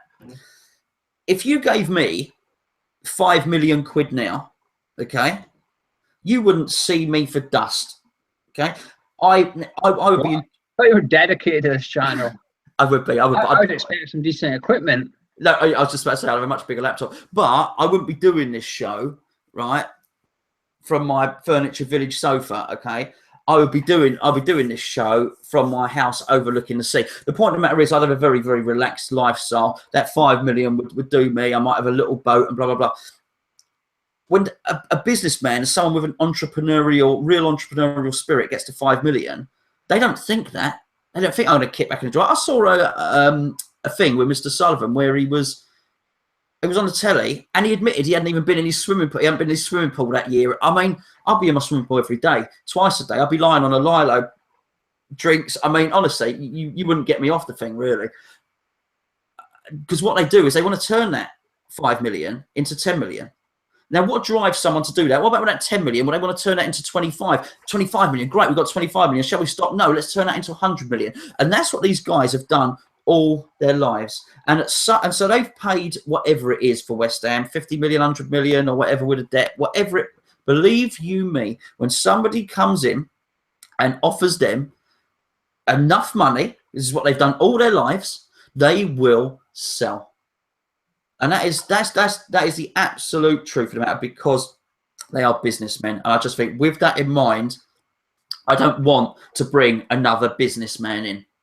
I think whoever comes in is going to have to be a benevolent dictator or just a very, very wealthy benefactor. And that's really what I'm saying. So, rich new owner, you are... Bang on, bring him in. I'll go and pick him up. Well, he won't need me. He's probably got a limousine or a helicopter. But 95%? 100%. 100%. Rich new owner, someone of comparable wealth for business. No, forget it. No, don't want to change. Don't want to have the risk. I'll say I'm 75%. I'm for it. I'm skeptical. Skeptical. That's all. What, of a multi-billionaire? Well, yeah, just David Sullivan's rich. It doesn't mean he's a good owner. So no. But what David Sullivan? He's combined wealth. He owes lots of property and stuff like that. He would have to literally sell all his assets to bung that money into us. What you need is someone with billions and billions, almost, as I say, like the Man City or like Abramovich, who can actually write off $1 billion. Yet flatten that, build the new stadium, do this, but, and it's not going to affect my wealth. I'm 75% yes to the really rich people. The problem is the club right now the fans are getting pissed off about lack of soul. We're probably gonna have even less if we get bought over by a really rich person. All you have to do is look over at Chelsea, and it worries me. Just, I'm not convinced we're at the lowest of the low yet in terms of being distant from the club, and that's why I would be a bit skeptical. But I'm certainly why? Sorry, what's your concern about looking at Chelsea? What's wrong with Chelsea? Because I don't want people sitting next to me in the crowd that are tourists and day trippers. I know we get them right now, but they're already there, mate. There's not nearly as much as there would be if we started winning things. Mate, there's a lot of non-West Ham fans in that stadium at the moment. We couldn't even fill the ground against Arsenal. There's not enough day trippers and tourists yet. Well, I'm saying not enough. I'm not saying I want them, but what I'm saying is there's a lot more to go out and capture. And I think if we were to be taken over and start winning things, we would capture a lot more. That's my opinion. But David Sullivan and David Gold right now, if it wasn't for a really rich Arab or whatever it is you're wanting to come into the club, out or in? Sorry? Just for David Sullivan and David Gold, out or in, not for a really rich person, but someone of. No, in. As I say, they stay. They stay.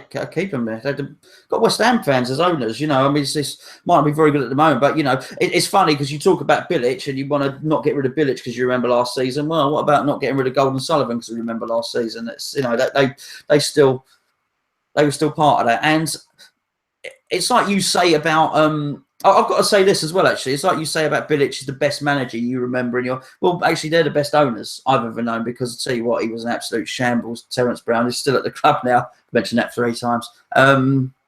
He was absolutely terrible. The Icelandics were an abomination. So, for the same sort of thing, I would not change him. But for someone that can sort the state, you know, someone that can just sort all that out, then I would, you know, mega rich, get him in. I'm actually for, despite what I've been arguing for devil's advocacy. I'm actually for Gold and Sullivan as well. Gold more so for Sullivan. Gold I'm a bit confused about as to what his role is. I'm just a bit, what do you actually do, etc. But with Sullivan, I'm behind Sullivan. I like Sullivan a lot. But there's just something about Gold. I just think, you know, I'm not convinced what his role is. I would like to know what his role is. The thing is, he doesn't have to have a role. He can just, I mean, what's he own? 36%? He can just be 36% investor. You don't have to have a role. What you've got to remember, one of them is significantly older than the other, and he's the chairman. He's the joint chairman, yeah. But you know, so you don't know what his role is. His role. But he doesn't do the data. That's up to him. It's up to Mr. Sullivan if what he wants to do is take on the role of director of football and take all these extra jobs on. That's entirely up to him. But it is enough just to own 36% and attend board meetings. That is what chairmen do, make financial decisions. Being an owner of the club and being a chairman are 2 different things. Yeah, but I mean, yeah, absolutely. So he's chose to be the chairman. He is a chairman, and I'm sure he does all the chairman duties. What you're saying? Well, I mean, what do you think a chairman does? Well, organise stuff. He's not very good at organising it, i.e. keeping fans happy, making sure your staff... Now you're getting particular with me. That's a chief executive. He needs to keep the people underneath him organised, delegate, etc. Run the club. And the club right now isn't being run properly. Yeah, but you can't say that's more David Gold and David Sullivan. If it's either being run properly or it's not. They are shareholders. They are shareholders, they are chairman, but the job you're talking about is a chief executive. And funny enough, that takes you back to your thing, which is Karen Brady, who I think she might technically be vice chairman, but by all intents and purposes, she is the chief exec. Having said that, they've got the chap over from Arsenal who basically helped when Arsenal did their move from Highbury to the Emirates. So there's a hierarchy there. I'm just saying, I mean, I don't. It's like I'm usually probably notice I'm not a great person for separating everyone. I think they're joint chairman. I think one of them is a little bit more hands-on than the other one. But as far as the chairman's duties in terms of a Premier League football club, in terms of doing the financial stuff, going to all the Premier League meetings, I'm pretty sure David Gold does his remit basically. But I'm more for David Sullivan for some reason. I've just got more for him, even though I'm not convinced. I know you said we've got West Ham fans of owners. I'm not convinced Sullivan's always been a West Ham fan, and there's evidence, if you like, that he was a Cardiff fan. But I like Sullivan. I think he's doing a good job. But for some reason, he got this transfer window so horribly wrong, and he's going to be judged massively in the January transfer window. This is where he is going to win or lose a lot of fans, I think. I think he'll be buying the players. I think in this window, Sullivan's buying the players. I think in the last one, we're not convinced. We don't know. As we've said, it's all guesswork. I fancy Bilic chose Zaza and Toure at least, though. So I wouldn't be surprised David Sullivan takes a more hands-on role and actually chooses some players. But it better be good. It better be a really, really good transfer. I'm not just talking about who they choose. I'm talking about actually going and buying players rather than just loading them. That's what I mean. That's what I was. Yeah, absolutely. I'm sure Bilic chose Batshuayi. We didn't get him, did he? And then if that's not Bilic's fault, it wasn't him that went and sat down and tried to do negotiation. Bilic might have chose Jamie Vardy, and we didn't get him because Sullivan looked him in the eye and thought he was coming for the money only. Footballer doesn't. Well, yeah, they will do. They will do. So I mean, you can't. So, why do you think Dimitri Payet came to West Ham? He didn't even want to come to West Ham. He came because Marseille made him get out of the club because they needed the money. So he came for the money. So you can't, but January transfer window is where Mr. David Silva needs to shine, and I think he's going to win or lose a lot of support in January. Because as soon as that window, to be fair, he's getting judged now, but as soon as that window opens, everyone is going to be looking at him thinking, what are you doing? What are you doing? Because it's not a secret. The problems are not a secret. It's not a secret what we need. He's known for months what we need. So there should be plans in place now. We've all known, and we're in a ridiculous situation where Andy Carroll and Diafra Sacco are still the best strikers at the club, and there you go. But anyway, that's another video altogether. Transfer show will be coming out soon. Not next week because we've got Burnley, but the week after probably we'll do a live transfer show. What we think of Fellaini. What do we think of Reece Oxford signing a new deal? But let's wrap it up. Gonzo, any final words before we bugger off? No, I think we've said it all. To be perfectly honest with you, no, nothing more. Just a frustrated time. It's obviously frustrated because I don't know how long we've been doing this, but we wouldn't have been sat here ranting about it if everything was happy. Indeed. Well, my final word is please, West Ham United, stop sending me emails and text messages about Burnley tickets. I do not want any additional Burnley tickets. If I had my phone then, I was just about to text you then and make your phone go off. No. But anyway, thank you very much to you guys for joining us. Make sure you come onto our forum at hammerchat.com. Hit the subscribe button while you're here. youtube.com/hammerchat. We'll be back on Thursday noon with our preview of the Liverpool game. Then we will be back straight after full time. When the whistle blows at Anfield, we will be going live to chat about what we've just witnessed at Anfield, and hopefully we'll be celebrating. Yeah, don't miss that one. Don't miss that one. Don't miss full time Liverpool. Don't listen to Robbie Savage or whoever else it is. Michael Owen. No, tune in to us because we'll be celebrating or really having hopefully we'll get smashed. But thank you to watching. Thank you to Gonzo and me. This was meant to be an hour, but it's been 2 hours. So apologies for keeping you long. If you're still watching, congratulations on making it to the end, and we'll see you on Thursday.